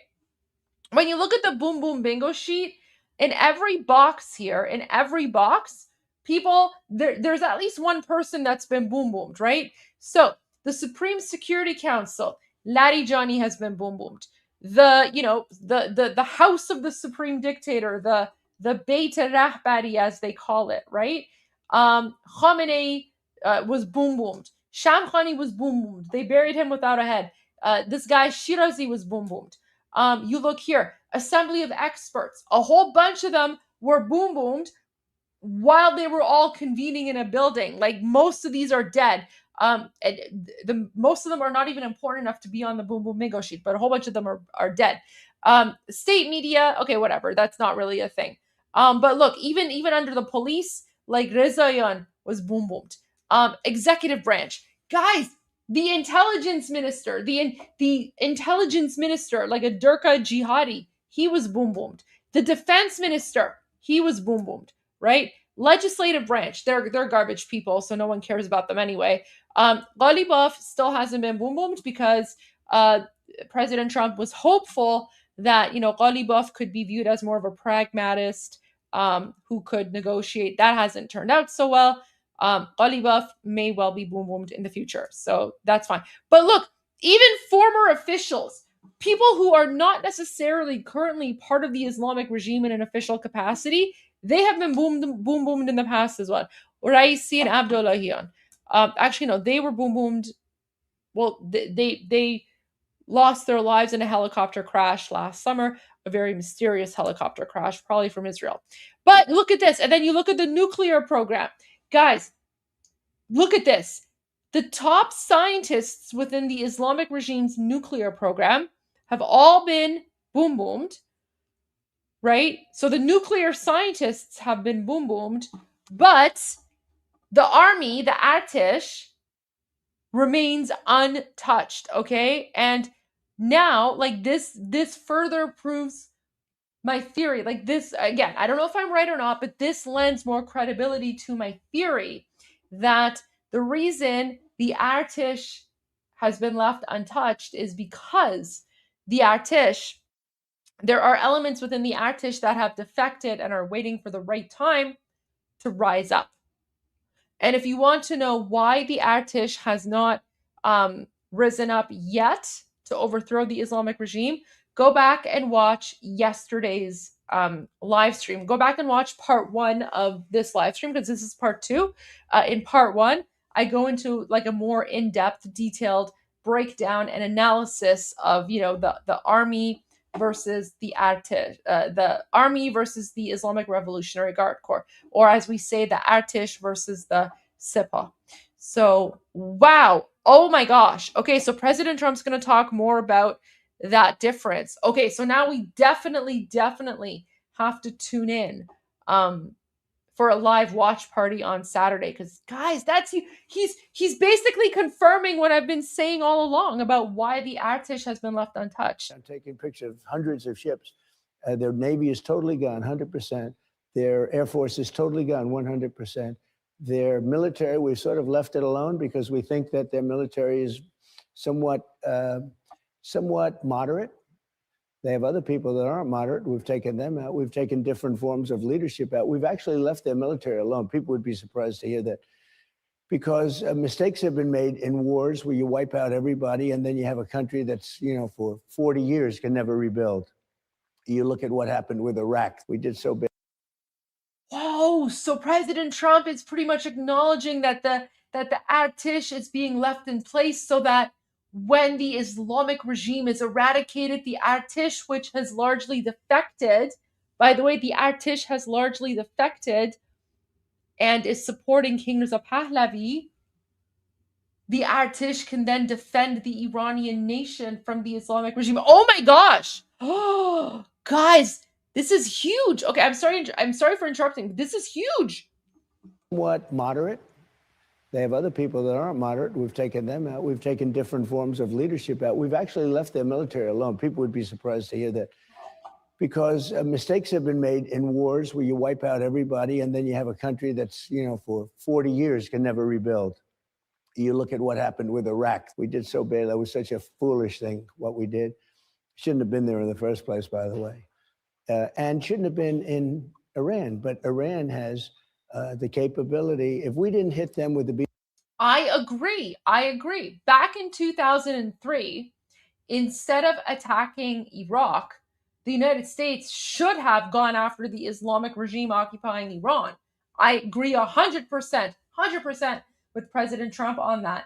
And also, what's interesting is that what President Trump is saying here about the mistakes they made in Iraq, that's exactly what His Royal Highness Reza Pahlavi, the Crown Prince, or as I like to call him, and many Iranians call him the Shah of Iran, he's actually spoken about how the de-Baathification process in Iraq contributed to the power void, which has now turned Iraq into sort of this failed state where the Islamic regime was able to go in and create all these proxy paramilitary forces that are not only oppressing the Iranian people, but they're oppressing the Iraqi people as well. And Reza Pahlavi, His Royal Highness, has spoken about that. He's spoken about how he does not want de-Baathification or you know, a similar thing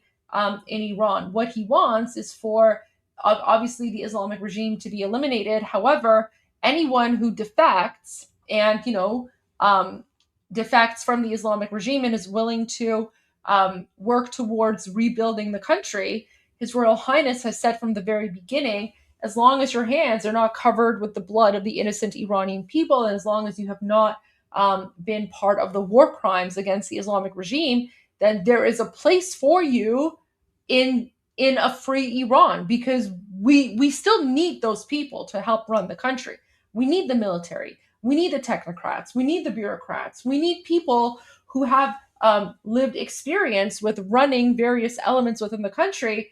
And, you know, these people are not necessarily bad people. They're just bureaucrats. They're government workers, right? So yes, they're technically part of the Islamic regime apparatus, but if they're not directly responsible for murdering innocent people, then they have nothing to fear, right?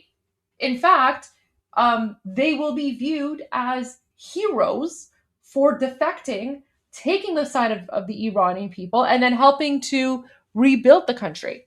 That's the message that His Royal Highness has been putting out for well over a year now. That's why the defection campaign has been very successful. And I find it fascinating that President Trump is now talking about the exact same thing in this interview. Where you wipe out everybody, and then you have a country that's, because we think that their military is somewhat moderate. They have other people that aren't moderate. We've taken them out. We've taken different forms of leadership out. We've actually left their military alone. People would be surprised to hear that, because mistakes have been made in wars where you wipe out everybody, and then you have a country that's, for 40 years can never rebuild. You look at what happened with Iraq. We did so bad. That was such a foolish thing, what we did. Shouldn't have been there in the first place, by the way. And shouldn't have been in Iran. But Iran has the capability. If we didn't hit them with the B-2 bombers 9 months ago, they would have a nuclear weapon right now, and it would be a whole different story. Okay, guys, make sure that you're subscribed to my YouTube channel or my Rumble channel, because we are gonna watch that interview live. I won't be able to comment on it live directly because it's gonna be live streaming. I'll have to comment on it afterwards, but that interview is going to be wild. I cannot wait. So that's happening Saturday. That's 2 days from now. Guys, for some reason I thought today was Friday. The week has gone by so quick. I don't know where the week has gone. I literally feel like it was Saturday, just like a few days ago. Anyways, I thought today was Friday. Today's actually Thursday. But yeah, we're gonna watch that interview on Saturday. It's airing on Fox News at 9 p.m. Eastern. So as long as you're subscribed and you have your notifications turned on, you'll see it there. Breaking news, we can now confirm that the U.S. and Iranian negotiators have reached an agreement on a 60-day memorandum of understanding to extend the ceasefire and launch larger negotiations on Iran's nuclear program. This is significant. Sources are telling us that it is now awaiting Trump's final approval, and the signing of this agreement would be the most significant breakthrough since the war started. But a final agreement that addresses Trump's nuclear demands would still require further talks. So this is a memorandum of understanding. It's significant. And Harris, I spoke to a senior administration official at length Sunday, and they were emphatic, saying no dust, no deal. So if they've reached this, you would think that there's a deal on the dust, the enriched uranium. Well, I don't know, because what you just said, and by the way, Axios had this a couple of hours ago, and I don't know how many other networks, I still hadn't really seen it break. We all needed to confirm this for ourselves. And so now that Fox has done that, we're talking about it in more detail now. But I don't know if it deals with the uranium that's been enriched and whether or not we take it out of that country, leave it in the ground, what kind of a deal would be worked around. The president has said that if we don't deal with that aspect, then it's not a good deal for the United States. What this to me is about is that Strait of Hormuz. I mean, that's what this is telling me. And because it's a 60-day ceasefire, and we're not that far into this one, right? We're about 55 days or so into this one. So it's almost doubling the time. Oh, someone's asking if I have TV interviews. So I did a few in the last few weeks, but it took me a long time to get the clips. I actually did a TV interview on Fox News Business 2 weeks ago, but I didn't get the clip until 2 or 3 days ago. So I don't even know if I'm going to post that, because at the time when I did the interview, that was about the Persian Gulf, and now it's sort of old. So I don't know, but I did Fox News a couple weeks ago. I did Newsmax last week. I have an interview I have an interview on Sunday. I can tell you guys about that. So, so I'm doing a live hit on Newsmax on Saturday at 1 p.m. Eastern with Andrew Kraft. So, yeah, so I'm doing a Newsmax interview on Saturday. So, yeah. Oh. All right, let's continue. Time that anybody might have thought we would have done it. And this is about money and resources. They had to open up their internet a couple of days ago in Iran. They are getting crushed economically. They do a lot of commerce. Well, all of our countries do online. They weren't able to do that. That was not, by the way, for giving the citizenry more freedom on the internet. No, they can't move anything out of their Iranian ports because of the U.S. blockade. So they got to try to do business a different way. And Marcus, I see you nodding at me. This comes down to money, and we're taking that real live look of ships that are waiting to kind of get through the Strait of Hormuz, what that could look like. If this loosens up oil, remember, UAE just pulled out of OPEC and OPEC Plus. They could flood the market with some oil. We know that we are able to process the crude, the tough crude coming out of Venezuela. Our ports are ready to go along the Gulf Coast. This could be a huge impact in the oil industry, bring down prices pretty quickly and flood the market with oil. I think it's really interesting. I don't know, though. They just tried to hit one of our bases in Kuwait, and Kuwait had to intercept that Iranian missile. I don't know if they can sit pat. We know the ceasefire has already been pretty shaky. Marcus, let me read you a quote from this senior official. This is what they said. This was Sunday. We have a deal on the nuclear stockpile. We have a deal on the Strait of Hormuz, but we are negotiating language. There's not a deal until there is a deal. And they said it'd be 5, 6, or 7 days. This tracks with that, and it would be monumental. It tracks with it, but it's still not a deal yet. And I think that's important. And when you look at one thing that I always want to remind everybody, we went to Iran because we have a zero tolerance policy for nuclear weapons. Right. But we are at a point where the economic crisis is starting to brew a little bit. Inflation came out this morning at 3.2, 3.3. That's problematic. Energy seems to be stabilizing a little bit. Oil dropped a little bit this morning. But when you look at what that strait does to boats, to baskets, to balance sheets, to a lot of different things, consumers are starting to really feel it. And in the summer, we know that oil prices go a lot higher just because demand is a lot higher. I think this is a perfect balance of we don't need to blow people up. We need to get money flowing, and we need a period of time to negotiate how that's going to work. I think this is classic textbook Trump negotiation. You know, and a lot can happen in 60 days. We've seen Iran acting out. Also remaining to be seen, President Trump said he was demanding Saudi Arabia and these other Gulf states join the Abraham Accords. Yeah. Does that happen? Yeah, you know, and I thought that was very interesting when he announced that, because he's adding a new layer to things. When people were worried, oh, you know, what's going to happen with this? Is President Trump on his back foot? He's saying, no, no, no. Yesterday, I thought it was very interesting when he said, and it was a message to both the Iranians in charge of their government right now and Americans, saying they think they're putting pressure on me with the midterms. No, I feel like this is not just a legacy building moment for President Trump. It's more than that. It is about international security. So it's not just about, you know, another election cycle. It's about our children and our children's children and our overall safety. It's literally about the future of the entire world.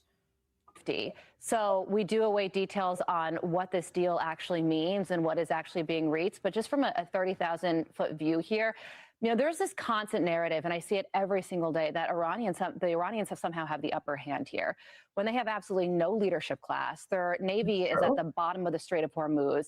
They have no air force, minus some, you know, small drones that they can use. And that's basically their attack force right now.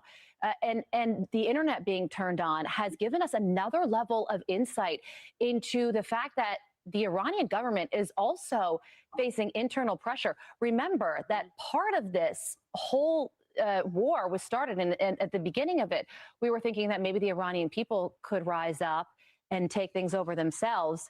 I don't know if that's going to happen, but it's certainly not off the table. If you read some of the messages saying that they feel like prisoners, that they are deeply upset with their own government, and speaking out about it in the face of public hangings that are happening right now is something to be seen. They have to be armed.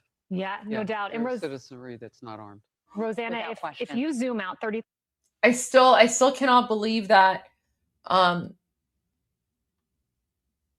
mainstream media especially in the United States, is now actively differentiating between the Iranian people and the Islamic regime that's holding them hostage. And you have no idea like how much that means to us. Because for 47 years, we've been trying to tell the world that we are Iranian, we're not the Islamic regime. The Islamic regime does not define us. The Islamic regime is a foreign, hostile entity and a foreign, hostile ideology that is actually anti Iranian. And they have been suppressing us and they have been silencing us. And, those who speak out, their character assassinated, right? Like that's basically what happened to me, right? I was accused of Islamophobia for speaking out against the Islamic regime and for meeting with Tommy Robinson to speak about the Islamic regime, right?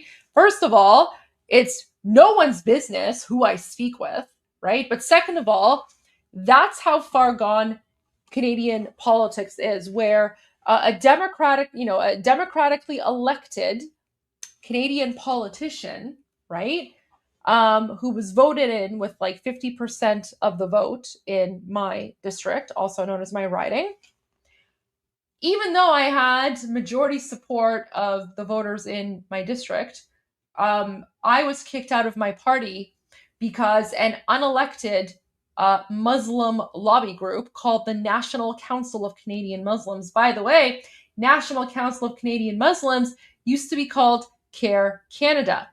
Does that sound familiar, Americans?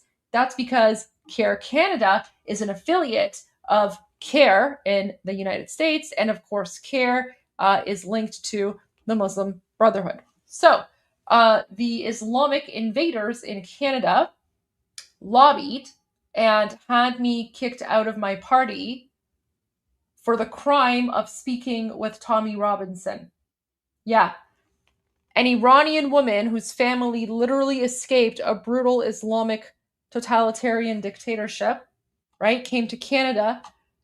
First, by the way, the first Iranian woman, the first,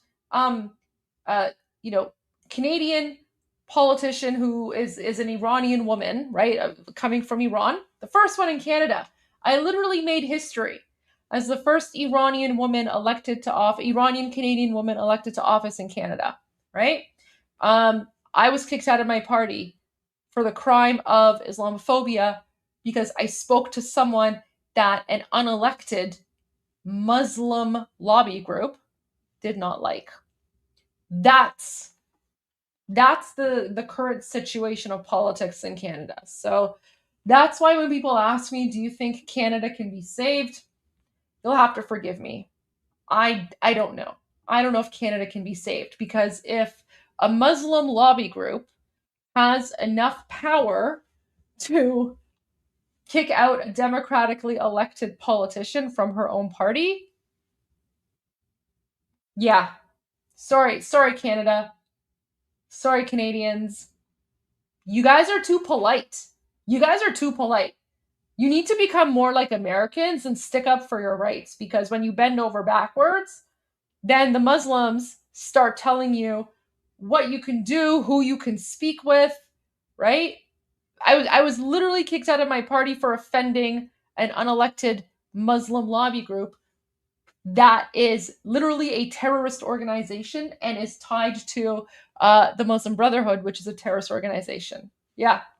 Welcome to Canada. So there you go. 1,000-foot view here.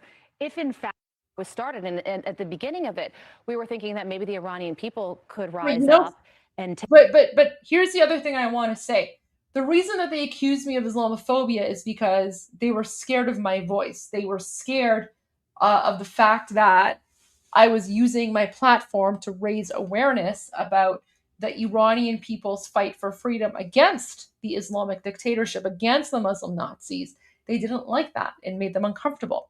And by the way, that group also has ties, I think, has ties to the Islamic regime. And there are various groups, groups and organizations in Canada that are connected to the Islamic regime that were celebrating and cheering when I was kicked out of my party for Islamophobia. That's because the Islamic regime literally engages in character assassination or attempted character assassination against any Iranian who speaks out. But what I can tell you is that by virtue of kicking me out of my party, because I have Islamophobia or whatever, that actually made me go viral. That actually helped me become even more known, not just in Canada, but internationally. And that action actually had the opposite intended effect, because they tried to silence me, but they only amplified my voice, right? So National Council of Canadian Muslims, if you're watching me, thank you. And I cannot wait until Iran is free, because when Iran is free, we're going to get all the documents and you're next. There you go. And now you know. All right, but let's continue, because that's the thing. Like, guys, for us Iranians, we've literally been living under a Muslim Nazi occupation for the last 47 years. So there's literally nothing that can scare us in any way, shape, or form. There is nothing that can silence us. When the Islamic regime is literally raping, torturing, murdering, executing Iranians every day, right? Like, we have nothing left to lose. So that's why we are, not just me, but all Iranians fighting against the Islamic regime, we are 100% unapologetic in everything that we say or do, because we know that for us, it's a life or death situation. So yeah, I regret nothing. If I had to go back and, if I had an opportunity to like make different decisions, I wouldn't change a thing. I would not change a single thing, because I'm actually in a much better place right now. And I no longer have to deal with like the political BS of that, garbage leader or whatever that I had to, deal with. Like, it was just, I'm in a much better place. I'm in a much better place. And I get to hang out with all of you. And yeah, and if any of my colleagues are watching, you guys all suck. But they already know that. Take things over themselves. Right, I should say my former colleagues watching, you guys all suck, and you guys know who you are. I don't know if that's going to happen, but it's certainly not off the table. If you read some of the messages saying that they feel like prisoners, that they are deeply upset with their own government, and speaking out about it in the face of public hangings that are happening right now is something to be seen. They have to be armed. Yeah, no doubt. And citizenry that's not armed. Rosanna, if you zoom out 30,000-foot view here, if in fact you do have countries like Saudi Arabia and others join the Abraham Accords, if you do have a deal on the nuclear uranium, this would shift the balance of power in the Middle East. It would be a legacy-defining moment for this presidency. I think that's what everybody is hoping for around the world. And let's face it, Americans, we want peace. And the president promised that he was going to wrap this up quickly. So let's hope that everybody gets on board and we have something going forward. They want peace, but they want prosperity. And they want safety. And the strait is an safety. economic warfare choke point. And I think the president is balancing out, how do I take care of my citizens and give them prosperity? And how do I provide world peace? And how do I balance those two? And this particular statement today makes it feel like he understands that balance. Yep. You're the White House briefer today. I know you've been asked this already, but I'm wondering if you could just confirm on the record that for anyone who's interested, so we did play Scott Bessent's entire White House press briefing today, earlier on Iran Revolution Live. So if you want to watch the full press briefing with my commentary and Armin's commentary, you can go in and take a look at that, because this is just sort of the clip highlights here. that there is a tentative deal that has been agreed for a 60-day extension of the ceasefire and then a continuation of nuclear talks. Again, it's always a mistake to get out ahead of the president. So it is all going to be the president's decision.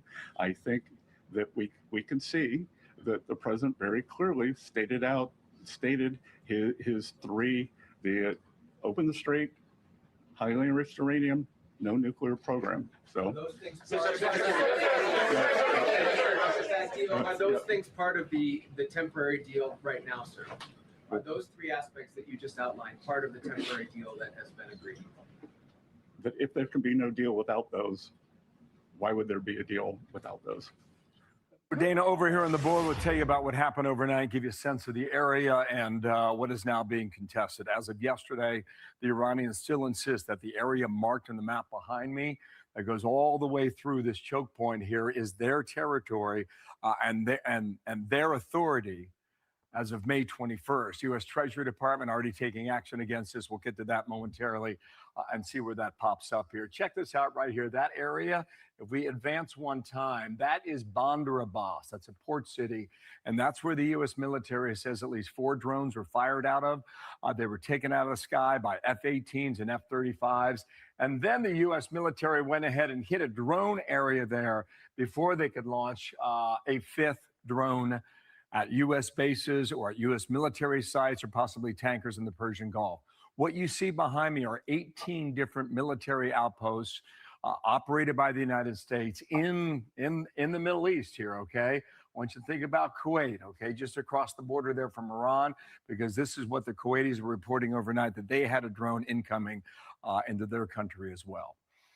That's where we are. Dan Hoffman joins us now, former CIA chief of station. Dan, good morning to you. What is your best read as to where we are today? Well, Bill, we've never seen any evidence whatsoever that Iran is willing to negotiate in good faith on their nuclear program, obviously not on their ballistic missile program and the drone capability. And of course, they're continuing to support their proxy terrorists in the region.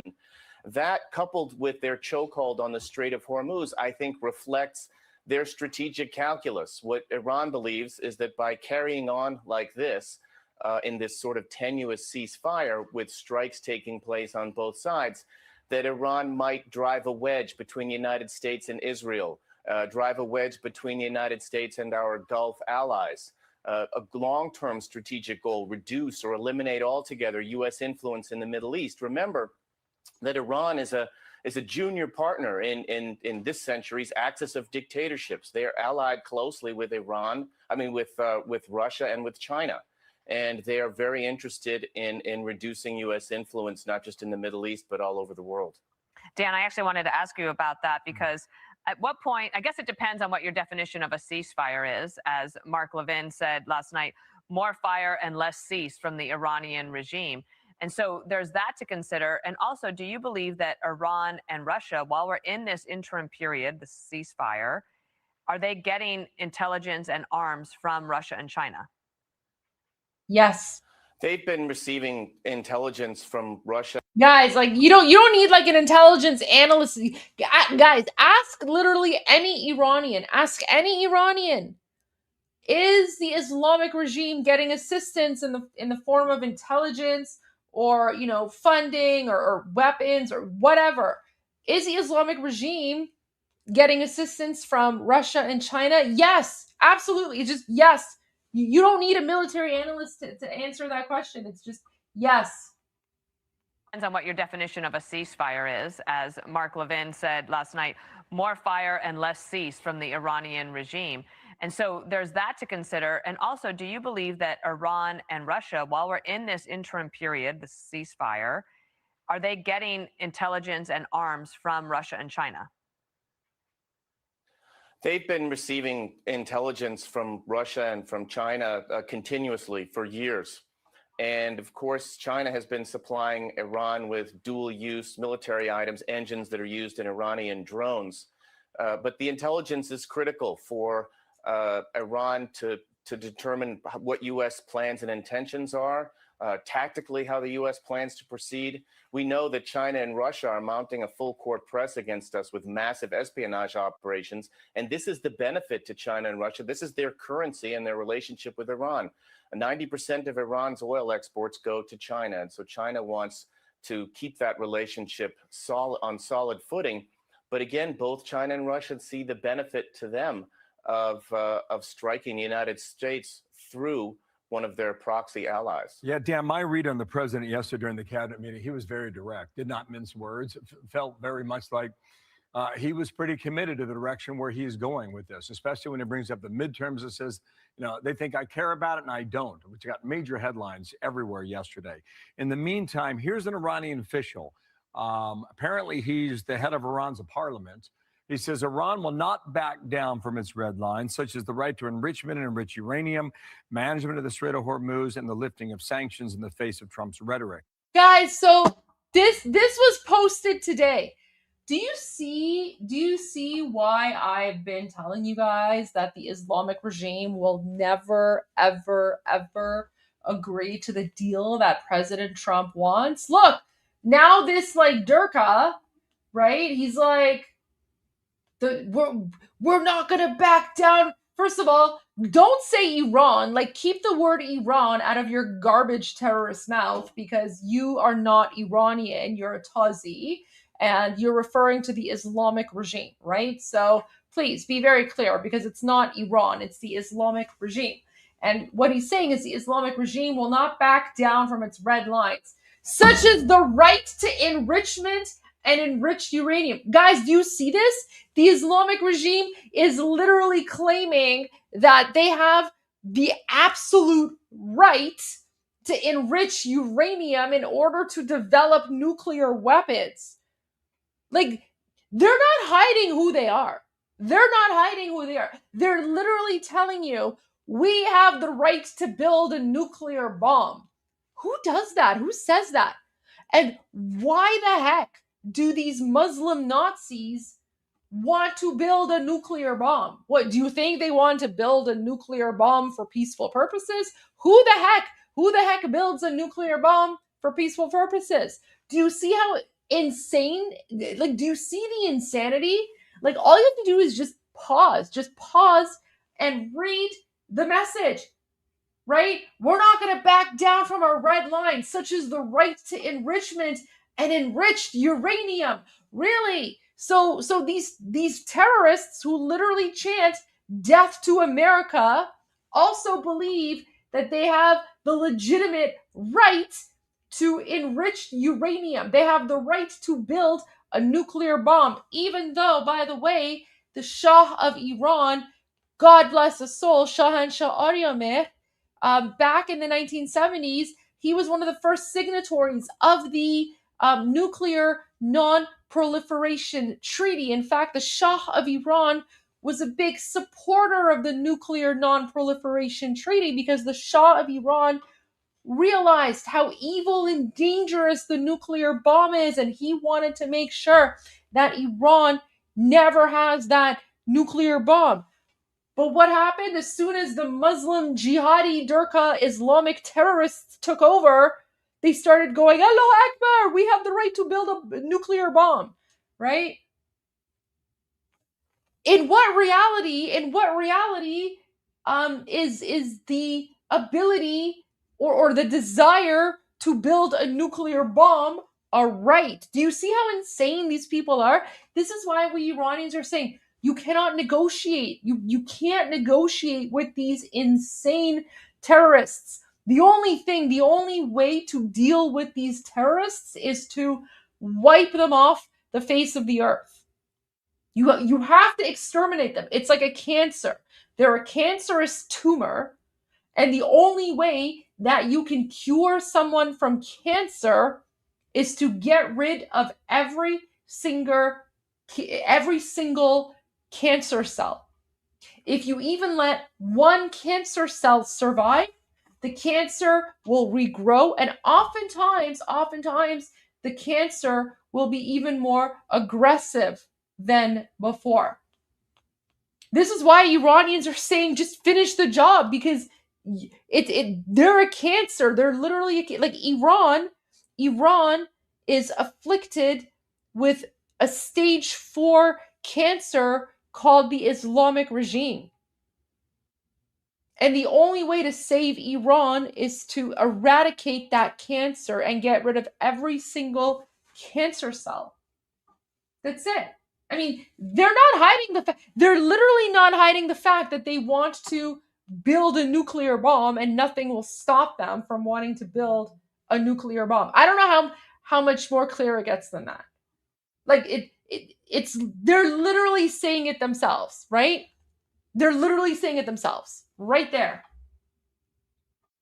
Like, it's wild. It's wild. And then and then this is the crazy part. This is the crazy part. Even though the Islamic regime is literally saying we have the right to build a nuclear bomb, you still have like these Democrats and the woke right and the Islamists and the TDS people and I don't know, all these like garbage podcasters who are like, well, Iran never poses a threat to the United States. Iran is a peaceful country. It's the United States and Israel that's the aggressor. Really? Really? Like, how stupid are you? Anyways, let's continue. And rant. I care about it and I don't, which got major headlines everywhere yesterday. In the meantime, here's an Iranian official. Apparently, he's the head of Iran's parliament. He says Iran will not back down from its red lines, such as the right to enrichment and enrich uranium, management of the Strait of Hormuz, and the lifting of sanctions in the face of Trump's rhetoric. Do you see this as a waiting game? The only thing missing from that message, was like an Allahu Akbar at the end of it or something. Like, Allahu Akbar, right? Like, that's all that was missing from that message. Like, if you're going to go full Durka, might as well just go full Durka. Like, اگه میخوای دیگه اینقدر چرت و پرت حرف بزنی یه الله اکبر هم بذار که همه بدونن چقدر دیوونه هستین. Or is the public game different from the private game, Dan? Well, I think for sure Iran is making these public statements first for their own population. They want everyone in Iran to know that the regime is strong, not bending an inch, because they have faced massive protests, and they will continue to deny basic human rights to their population to stay in power. And they are also the leader of their self-styled axis of resistance, where they're supporting proxy terrorists, the Houthis, Hezbollah, Shia militant groups in Iraq, and Hamas. And in order to continue to be the leader of those groups, Iran needs to demonstrate strength publicly. But I don't think we've seen any movement in private either, Bill. And I think that's the challenge for the Trump administration. Our leverage is threefold. It's sanctions, and it's our blockade, and it's military strikes. And I think we may be looking at a resumption of military strikes in the event that we continue to see no movement behind the scenes towards a deal. There was a lot of reaction yesterday when President Trump mentioned Oman. And to me, it was a little bit overblown. But what is that small country's relationship here, and how should we be thinking about that? Well, remember that Oman hosted the talks, the JCPOA talks, and Oman has played a role as a facilitator between the United States and Iran in the past. And the president made what at the time appeared to be kind of a flippant remark. And I'm not so sure what the ramifications of that would be. I'm sure that Secretary Rubio is tracking on it. But it does fall in line with what Iran would want, which is to divide the United States and our Gulf ally partners, to make the United States out to be an unreliable partner in the region.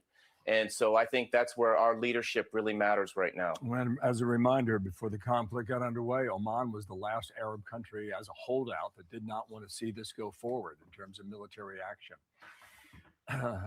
I think they're on board. Yeah, that's because Oman is a garbage country, even though the only reason the Oman monarchy is still around is because the Shah of Iran supported them and protected them when they were almost like going to be overthrown. But there you go. This is why you can't trust these people. Or now, however, after being hit several times by the Iranians. Hope so. Yeah. Dan, thanks. Nice to see you. Dan Hoffman with the analysis. Thanks, today. Dan. You too. Well, speaking of that deal, if President Trump signs off, we're learning CENTCOM, in the meantime, launched new defensive airstrikes in southern Iran, intercepting attack drones near the Strait of Hormuz Wednesday. So joining me now is CEO for the Foundation of the Defense of Democracies, Mark Dubowitz. Mark, I know Mark. Guys, Mark is fantastic. You know what? I haven't messaged Mark in a while. Wait, let me send him a message.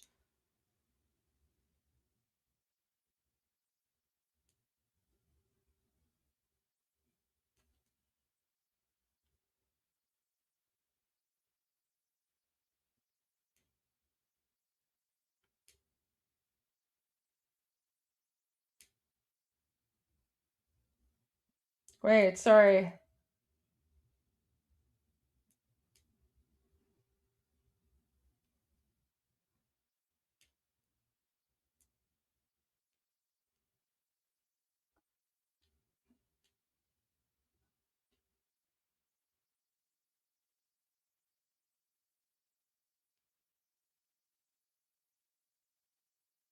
Right, let me send him a picture so that there you go. There we go. Too funny. What a small world. Mark's great. Mark is great. The entire FDD team is fantastic. So, all right. Okay, let's continue with the interview. Guys, I'm telling you, this phone is very powerful. You don't know the names and numbers and contacts that I have on this phone. This phone is worth like, I don't know, I could probably sell this phone with all the contacts that I have in this phone over like the last 10 years. Like this phone, I could probably sell this phone for like $1 million. All right, well, let's continue. Mark, thanks for being with us here today. Let's together take a look at some of the bullet points of this 60-day agreement that is awaiting President Trump's approval. It includes opening the Strait of Hormuz. It remains unrestricted, and all mines would be removed within the next 30 days. Oh, Omin's asking if I have President Trump on speed dial. Yeah, 100%, guys. Like, so whenever,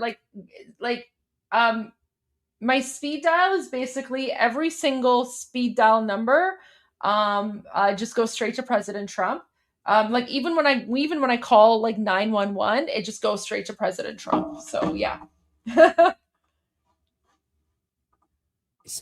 The U.S. blockade would then be lifted. Iran would agree not to pursue a nuclear weapon, and talks begin on disposal of uranium and the cessation of any enrichment. If that all happened, Mark, then the U.S. would discuss sanctions relief and frozen funds, humanitarian aid, and so forth moving forward. I've always understood this to be a two-step process. This appears to at least be step one of the two-step process, revolving around opening the Strait of Hormuz. Yeah, well, that's right. I mean, that's the important phase one. The problem is you may never get to phase two, depending on how much sanctions relief you give the Iranians and whether they believe the president has taken the military option off the table. I'm deeply skeptical we're going to get a phase two deal on the nuclear demands that President Trump rightly has. I mean, Iran has to fully dismantle its nuclear program, zero enrichment, zero reprocessing, give back all the enriched material, and open up its inspection sites to international inspectors for anytime, anywhere inspections. If we can get that deal, they get sanctions relief. But I'm deeply skeptical they'll give it. And I think they're just trying to string out another U.S. president the way they strung out President Obama and President Biden. I think President Trump's too smart for that. That's exactly what we've been saying in our analysis on Iran Revolution Live and in other places, right? That this has always been the Islamic regime's strategy, just delay, delay, delay. And it worked with Obama and Biden because, they're idiots, but President Trump is too smart for that. I agree with Mark on that 100%. I think that skepticism is probably well earned based upon the behavior of Iran in the past. On the other hand, they have not dealt with President Trump in this capacity, and he continues to surprise in his ability to get a deal. But let's just talk about the difficulty. So phase one, open the strait. Phase two, to your point, is the assurances that there will be no nuclear enrichment and the disposal of the nuclear dust, the dust for dollars type of situation that we've heard about. You turn over all of your nuclear materials, in exchange, you get some form of sanctions relief. That would still, to your point, need to be verified, right? You'd have to have somebody go in, monitor it, oversee it, ensure that Iran is complying, even if it was agreed to. Yeah, that's right. I mean, it's going to be the International Atomic Energy Agency, which is the UN. They've got good technical expertise. But at the end of the day, I mean, the real expertise is the intelligence expertise that the CIA and Mossad, NSA, and UNIT. Yeah, I mean, you cannot trust the United Nations. The United Nations is another garbage organization that literally needs to be disbanded. Like the United Nations is pretty much outlast, like it's run its course. It's no longer useful. It's outlived its usefulness, let's say. It's basically just become a place for fraud and corruption, and it's a place where communist states and dictatorships can just promote their own garbage ideology and basically just bash Israel and the United States. 200 bring to actually monitoring Iranian mendacity. The ratings are going to cheat like they always have. And it's not going to be the UN international inspectors who have any ability to really figure out what's going on, and certainly no ability to enforce compliance. That's going to be the US military and the Israeli military that's going to have to ensure that the Iranians do not cheat. And the other concern I have is President Trump's gone. January 20th, 2029, you got another president in the office, and it may be a president who is not as committed to enforcing these deals and not as committed to ensuring that Iran doesn't develop a nuclear weapon.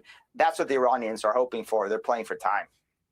Well, there's plenty of room for skepticism. It's a long road from here to the ultimate deal, but I do think it's worth marking that this could be step one. It's phase one, potentially here, of that potential deal. Mark Dubowitz, thanks so much for being with us. Thanks, Will. Let's bring in the Chabad of Bel Air, Rabbi Chaim Mentz, the founder of LA Mom magazine, whose family fled Iran during the Islamic Revolution, Shirin Yadigar, and terrorism analyst Eric Stackelbeck. Thank you all for coming on. Shirin, to you first. Marco Rubio says he prefers the diplomatic route in Iran, but there are military options available. Watch. I just want to remind everybody, Mr. President, you know this well, you have other options available to you if that doesn't work. But the bottom line is that we prefer the negotiated diplomatic route, and we're going to give it every chance to succeed. You know, you're giving it every chance to succeed, Mr. President.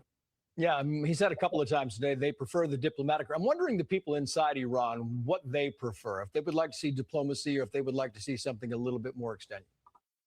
I can tell you right away, Iranians inside of occupied Iran do not want diplomacy. They want boom booms, because that's the only way to deal with the Islamic regime. Diplomacy does not work with them.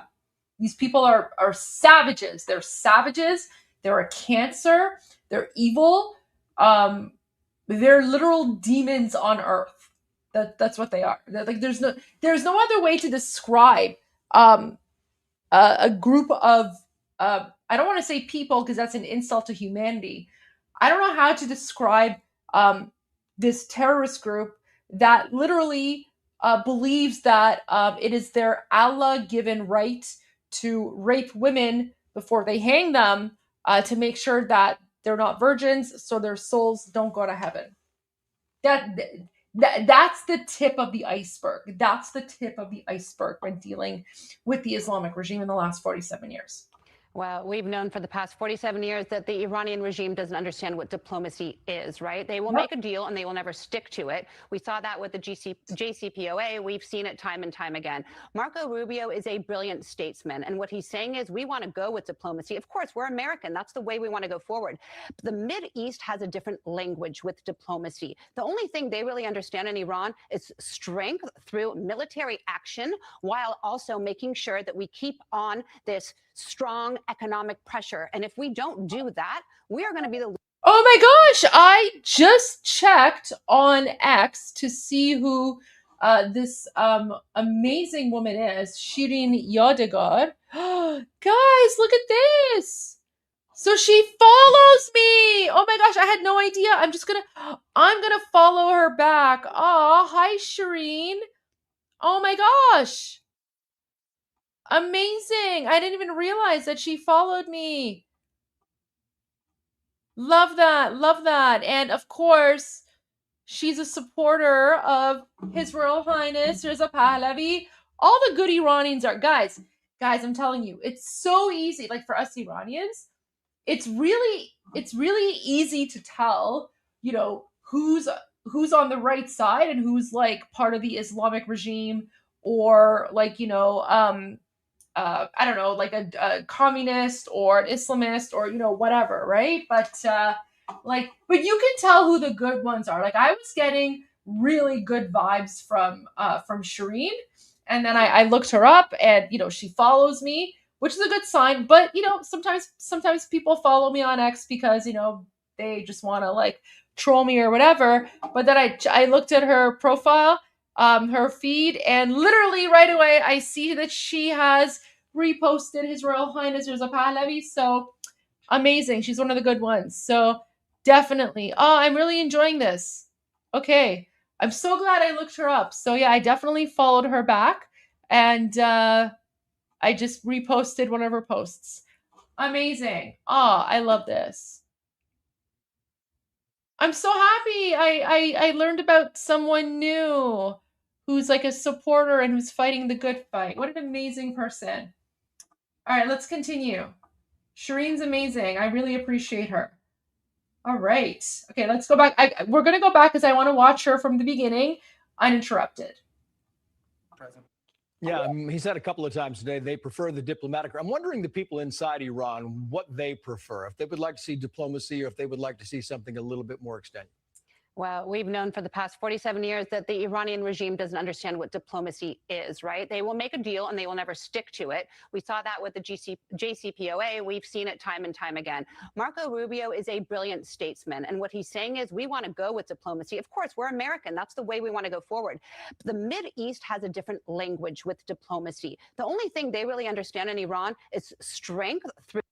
Guys, that's what I've been saying. Did I not say that earlier? I literally said to you guys, the Islamic regime does not understand diplomacy. The only thing they understand is strength. And the only thing they respond to is military action. Oh my gosh, she's fantastic. The diplomatic. I'm wondering the people inside Iran what they prefer, if they would like to see diplomacy or if they would like to see something a little bit more extended. Well, we've known for the past 47 years that the Iranian regime doesn't understand what diplomacy is, right? They will make a deal and they will never stick to it. We saw that with the JCPOA. We've seen it time and time again.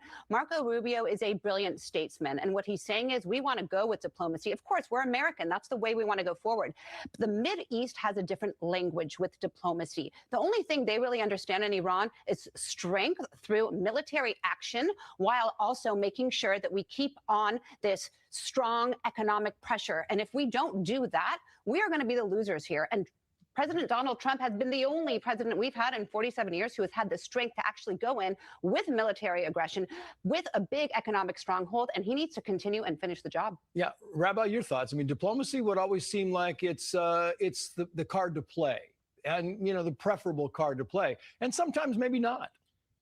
Listen, our president loves making deals, so he feels he'll be able to do it, and he'd rather go and bring an end to this instead of killing people. I get it. But who's he dealing with? If he's dealing with somebody, then how did the IRGC go and start shooting drones today at Kuwait?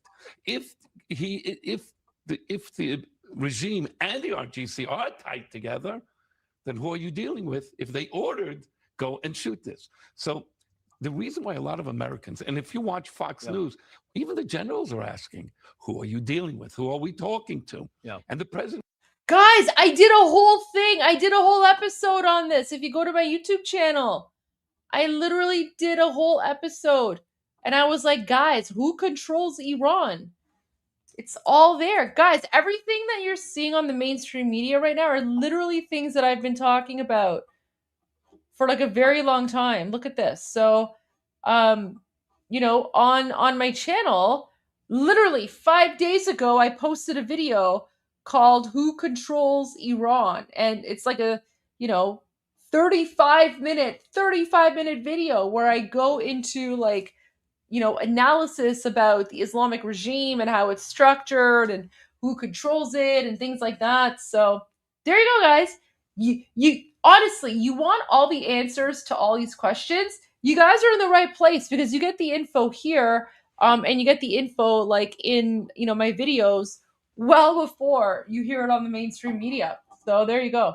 Guys, I'm basically like the spoiler, right? Like I'm the spoiler. I give you all the intel before it makes it to the mainstream media, which is kind of funny. But there you go. All right, let's continue. Oh, what happened? Oh no. Oh no. I stopped sharing the screen. All right, let's continue. Was trying to come out today and say, don't worry, we're going to do it. But everybody's still asking the question, who are you dealing with? Yeah, the generals, one of them you're talking about is General Jack Keane, who says the president is, in this case, showing his patience. Eric, and I'll get your take. You can see the president he wants this thing done as soon as we can get it done. But at the same time, he's trying to feed back to them. Look, I'm patient here. He's trying to tell them, I'm not buying into your pressure point of elongated negotiations, and therefore I'm going to fold because of the midterm elections. He actually brought the issue up for them to digest it. I mean, he talks about digesting it. It certainly is food for thought for the IRGC, Eric. Yeah, I think two things here, Trace. Number one, we're trying to make a deal with jihadist fanatics. That's number one. And number two, sadly, the Iranian regime is also patient. And even if the president, and if anyone can do it, he can do it, get a deal with this regime. They're looking, Trace, I believe, ahead to 2028. They're saying, hey, after Trump is gone, all bets are off. The regime may toe the line for 2.5 years. Then they're back to their old ways once President Trump leaves office. And that way would be obviously rearming the proxies, restarting the nuclear program, bolstering the ballistic missile program, et cetera. So the regime may try to just play this, string it out, and wait until 2028, 2029. And then for them, it would be. That's what I've been saying this whole time. I'm like, guys, the Islamic regime is literally engaging in delay tactics, right? Like they just want to delay this until President Trump is, his term is up. And that way, like they're banking on a weaker president like Biden or Obama coming in so that they can then go back to, doing their Durka jihadi stuff, right? Like that's literally their strategy. That's how they've operated for the last 47 years because, for American politicians, especially American presidents, they think in 4-year terms. They're like, what do I need to do in the next 4 years to get myself reelected? Usually, right? President Trump excluded, but that's how most politicians are. Not just American, Canadian. Guys, literally, this is why like Canadian politics is garbage because no politician in Canada has the guts to think about the long term. All these politicians just think, what do I need to do in order to get reelected within the next 4 years? And they will literally make short-term decisions. Like they will make decisions that maybe in the short term look good, but in the long term are garbage and actually hurt the future generations. But the politicians literally don't care because they're like, well, I'm not going to be alive at that point anyway. So whatever, I'm just going to do whatever I need to do in order to get reelected. And that's why politics in Canada is utter garbage right now. President Trump, though, he actually made a statement a few days ago. I don't have the clip. I can go find it, but I think you guys know which clip I'm referring to. It's a statement where he basically said, I'm not going to be reelected. So what I'm doing right now, he's like, I'm basically like leaving a gift for, future generations. Right. Let me see if I can find the clip. I don't know. Anyways, he said something like, the decisions that I'm making right now, it has nothing to do with me being reelected because I'm not going to be reelected. I'm making these decisions now because this is what's best for the country, right? So I just want to point that out. He said that a few days ago. I don't know exactly when. Be a new day. Yeah, I wanted to get your take, both of your takes. For one, we're trying to make a deal with jihadist fanatics. Yep. That's number one. And number two, sadly, the Iranian regime is also patient. And even if the president, and if anyone can do it, he can do it, get a deal with this regime. They're looking, Trace, I believe, ahead to 2028. They're saying, hey, after Trump is gone, all bets are off. The regime may toe the line for 2.5 years. Then they're back to their old ways once President Trump leaves office. And that way would be obviously rearming the proxies, restarting the nuclear program, bolstering the ballistic missile program, et cetera. So the regime may try to just play this, string it out, and wait until 2028, 2029. And then for them, it would be a new day. So he said the regime may. No. That's exactly 100% the Islamic regime's strategy. That's exactly the Islamic regime's strategy. Yeah, I wanted to get your take, both of your take on this, because I thought it was fascinating. This is the New York Times Siena poll on Israel, right? We're talking about support. Trump's follow. They're saying New York Times Siena thing on Israel. The next GOP presidential candidate should follow Trump's lead, move in a different direction. You still see a significant number says to follow Trump's lead here, Sharon, but it's kind of moving down a little bit. I think what people need to remember is when we talk about the greatest ally in the Middle East, the greatest ally that we have in the world is Israel. We saw how they fought for us shoulder to shoulder. There is no other country in the world who's got our back the way Israel does. So I think sometimes the questioning and the way we phrase these questions in polls can be misleading. I think it's very dangerous if we see those numbers dwindling, Trace, because the truth is that without Israel, America is going to have some problems in the Middle East. And that's the truth, and we've seen it. Yeah, and Rabbi, you look at the GOP, and there is still robust support for Israel in this, and that's a healthy sign. It is a healthy sign, but you must remember that there is a lot of people being brainwashed, hate Israel. You have no idea. Yeah. I see it, I feel it, and I hear it. I get emails from people from the conservative side. What is it about Israel that all of a sudden everybody's hating? And everybody feels America's only in this war because of Israel. Wrong. Israel was fighting the terrorism for all these years. Now they started threatening America by showing you, I'm about to get a missile that's going to hit Europe and America. And unfortunately, I think Qatar has a lot of money being spent to get a lot of politicians to be against Israel. And we're going to find out. He is a very smart man. Yes, remember, Qatar is a terrorist state. I actually did, this is like a while ago. I feel like it's like a lifetime ago. But on like the Goldie show, let me go to like the playlist. So, way back in like a previous lifetime, I actually did a couple of episodes on, here we go, right here. So if you guys want to learn more about, where is it? Like if you guys want to learn more, oh my gosh, stop with the music. Okay. What's going on? Where is it? Qatar 101.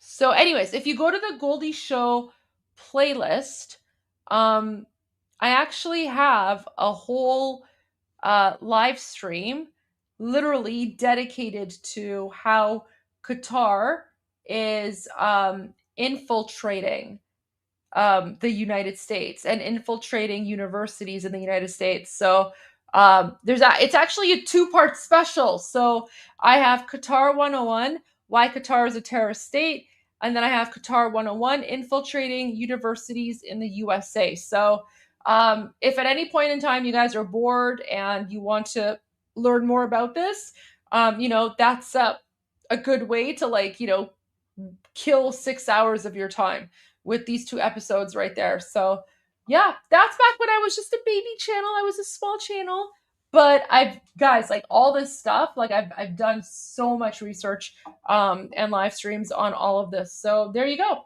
If you want to learn more about that, there's a two-part special on Qatar, the terrorist state.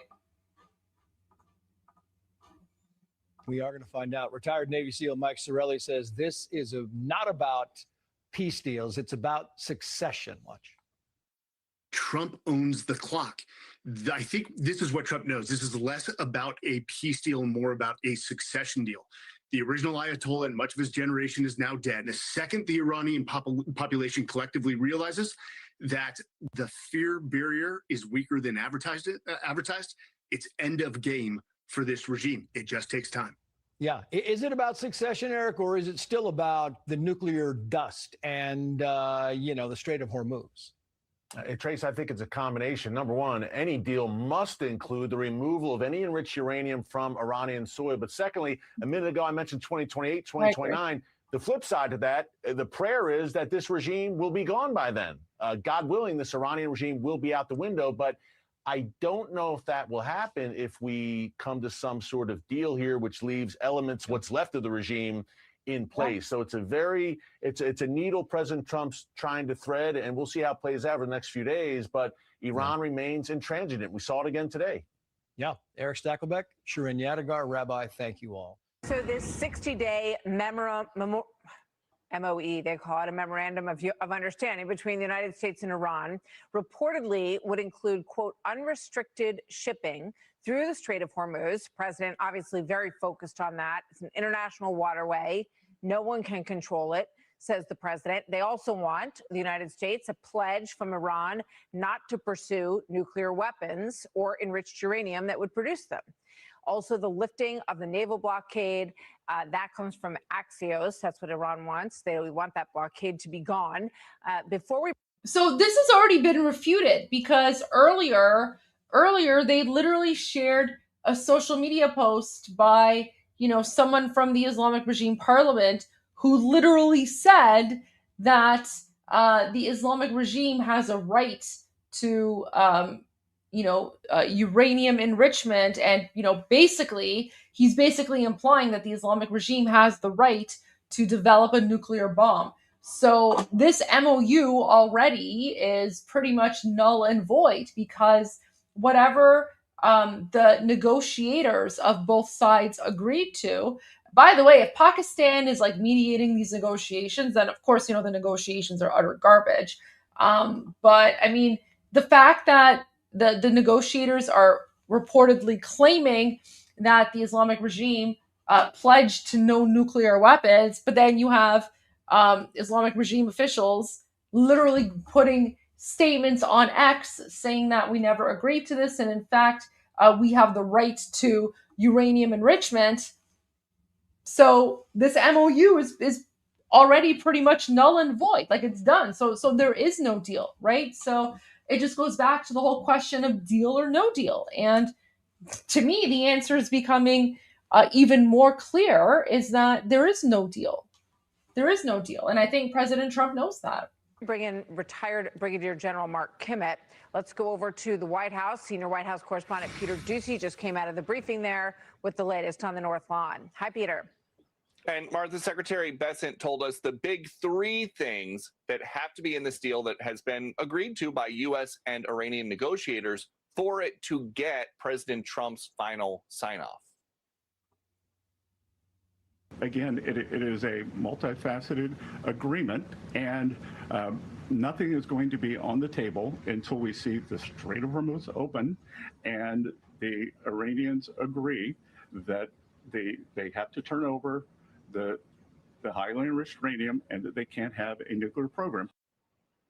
If that happens, though, a 60-day extension in the ceasefire will begin, even though ceasefire might not be the best word right now for the situation where Iran has launched at least one missile at Kuwait and the U.S. is striking Iranian missile sites they say pose a threat.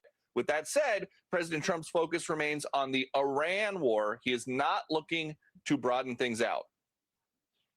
President Trump said, Oman will behave just like everybody else, or we will have to blow them up.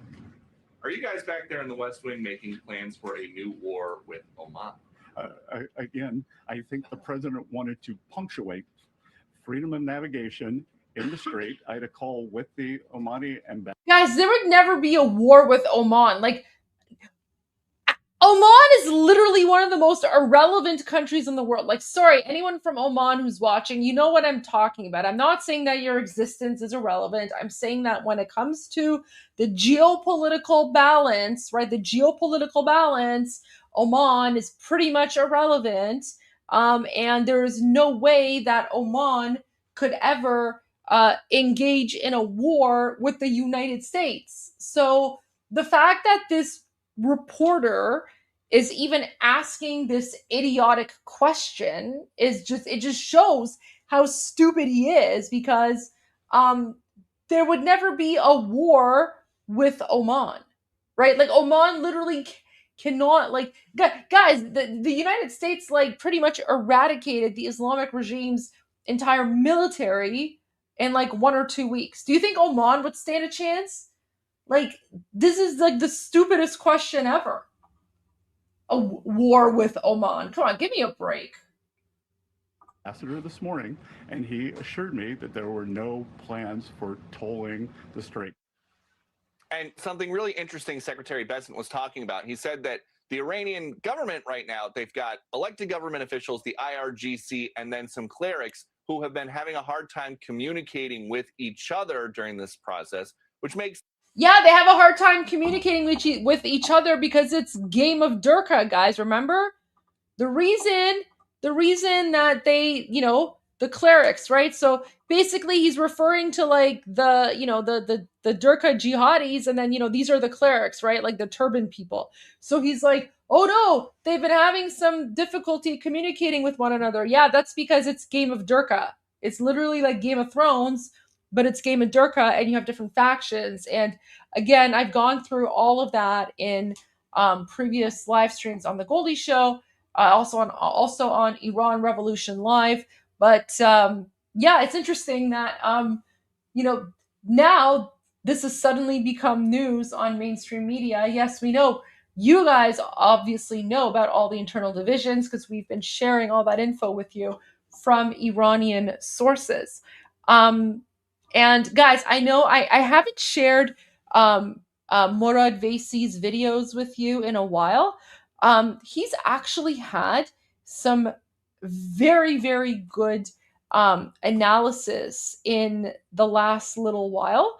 I'm trying to find the best way to share his videos. So I'm going to try to see if like there's a way that I can take his videos and just like sort of, translate it and then maybe share that with you either in a video format or in like a live stream format. I'll see which one works best. I just want to make sure that, when I do that, that I give him the proper credit for it, right? Because I don't want anyone to think that like I'm stealing his material or anything like that. But his analysis is always spot on, and I feel like you guys are missing a lot by not watching his analysis. But because I know that he always just does his analysis in Persian. For a lot of you, it's difficult to watch or whatever because it's just you got to read the subtitles or whatever the case may be, and they're not always accurate. So I'm gonna see if there's a way for me to like maybe just translate and share his analysis either in like a pre-recorded video or in like a live stream. Yeah, you know what? I might do that. I might reach out to him and ask him if it's okay for me to just like, translate his videos and share them. And we'll see. We'll see. I don't think I'll have an issue with it, but it's just good to be respectful. And it's good to be polite in that sense because he should get credit for his work, but of course it's all in Persian. But his analysis is literally the best. Like his analysis is worth so much more than anything on mainstream media, just because he has the inside knowledge and expertise and all of that. So I'll see if I can find a way to streamline that for you guys. Sense because a bunch of bombs have gone off on pretty much every major piece of telecom equipment in that country. Yeah. Okay. Thank you very much, Peter Doocy at the White House. Yeah, so I know that like like there's some channel that translates them. That's fine. All I'm saying is that I cannot independently verify the translations on that channel. So that's the only thing. Like I know that at least when I do the translations myself, I'm confident in my translation because that's I've already checked it for accuracy. So like I can't endorse any other channel because I'm not there to verify the accuracy or not. So that's the only thing. So it's kind of one of those situations where it's like proceed proceed at your own discretion type of thing. Like I can't endorse any channel. Joining me now is retired Brigadier General Mark Kimmett. He served as Assistant Secretary of State for Political and Military Affairs in the George W. Bush administration. General Kimmett, great to have you with us, sir. Thank you very much for joining me. Hi, Martha. Hi there. So I know you've been in Qatar for about a month. You've been watching this situation very closely from the region. What is your take on this memorandum of understanding? It sounds like we're still very far apart. Well, I think the most important thing to understand is this is the first step and certainly not the last step. This seems to be a memorandum of understanding that after a period of time, if both sides fulfill what that MOU says, we're going to get to the hard issues and negotiate. But this is not the end. This is merely the beginning. So we see these missiles that have been launched in the direction of Kuwait overnight. There's a video that was put out by Iran to make it very clear that they are still in the middle of kinetic action here. And they say that their red lines are A, to enrich, B, to manage the strait, and C, to be sanctions free. So that's their side of the equation. President Trump very clear on this issue of the strait, that they cannot manage it and they certainly cannot toll it along with Oman. What's your take on that part of this? Well, I think we've got to remember, Martha, that the strait is a side act. The United States, since the discovery of the Iranian nuclear program 3 presidents ago, have been focused on 3 things: no nukes, no ballistic missiles of a certain range, and no proxies. The Iranians, got to give them a tip of the hat. They diverted this entire discussion to the strait.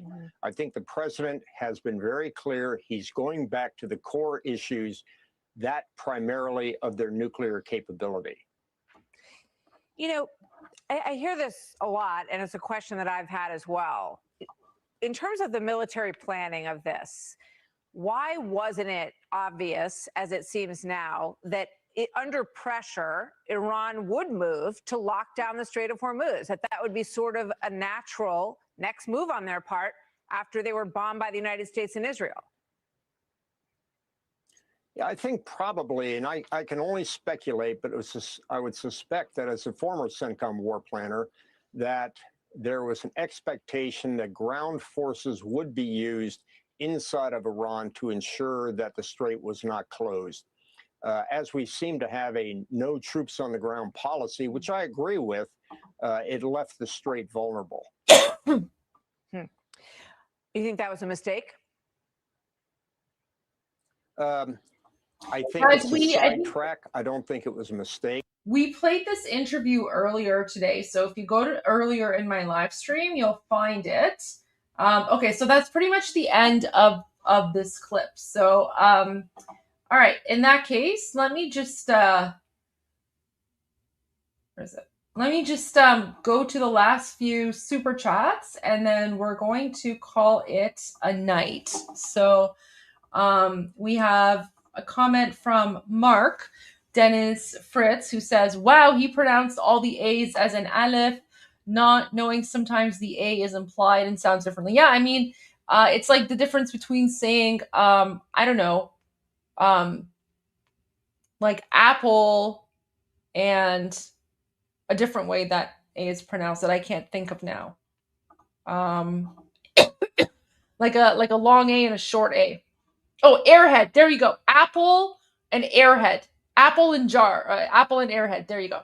Apple and air. There you go. A, but spelled different, pronounced differently. Sorry. It's getting pretty late and I need to go to bed soon.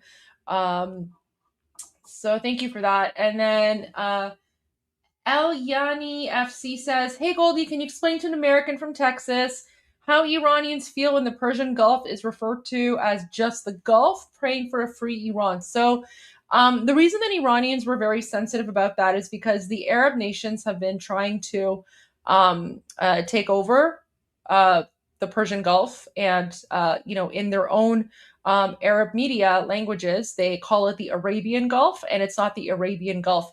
The name Persian Gulf has existed for thousands of years, from when the Persian Empire and civilization was around. So when people call it the Arab Gulf, it's basically just it's like you're endorsing jihad and you're endorsing Arab colonization. They already have the Arabian Sea, and by the way, like all those countries in the Middle East, none of them existed like 100 years ago, right? All these countries in the Middle East are pretty much new. None of them existed 100 years ago.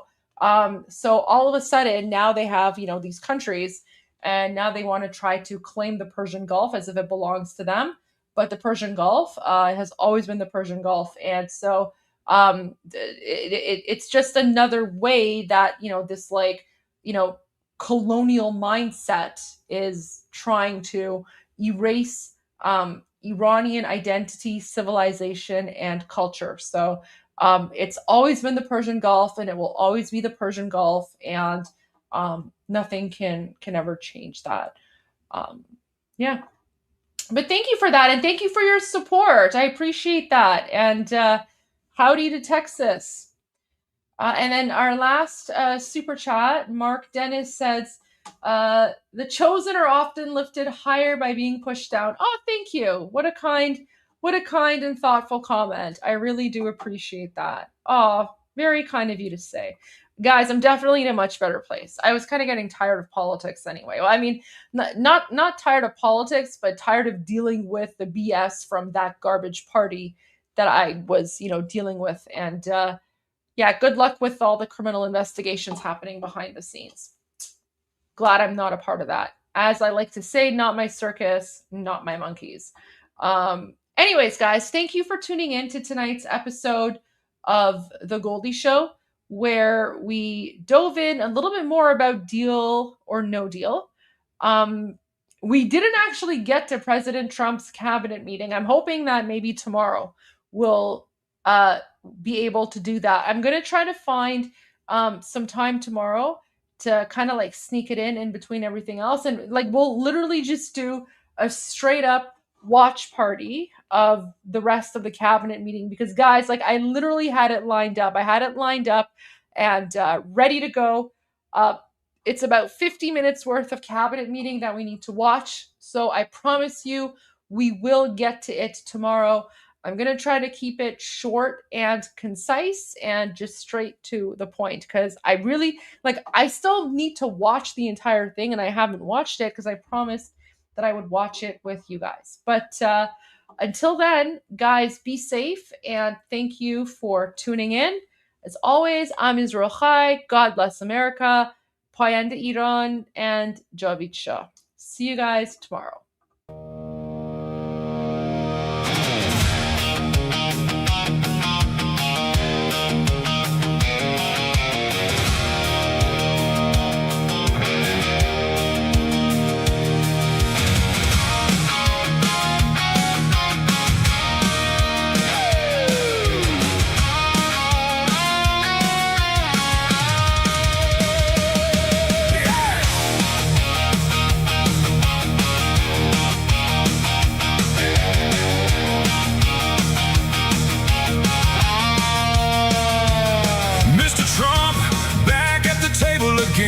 Talking of peace, but you know how it ends.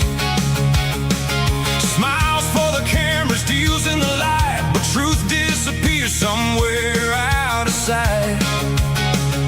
Mullahs behind it, controlling the flow. You shake hands with fire, but you already know.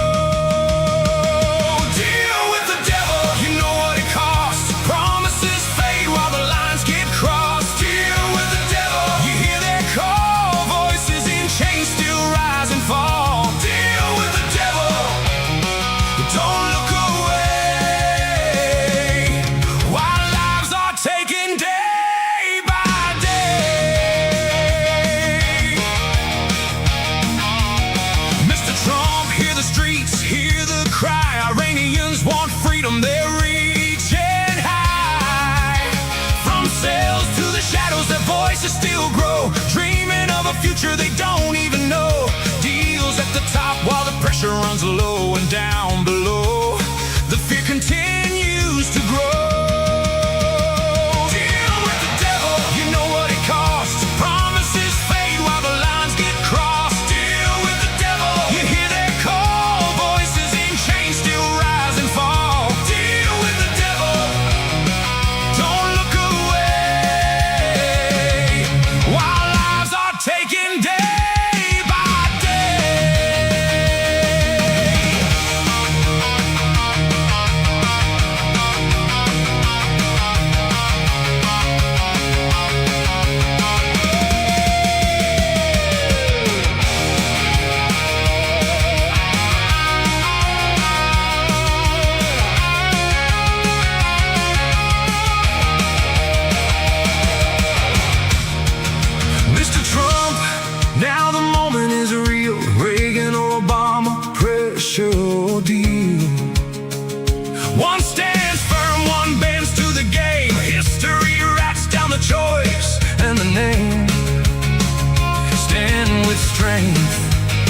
Don't let it all go.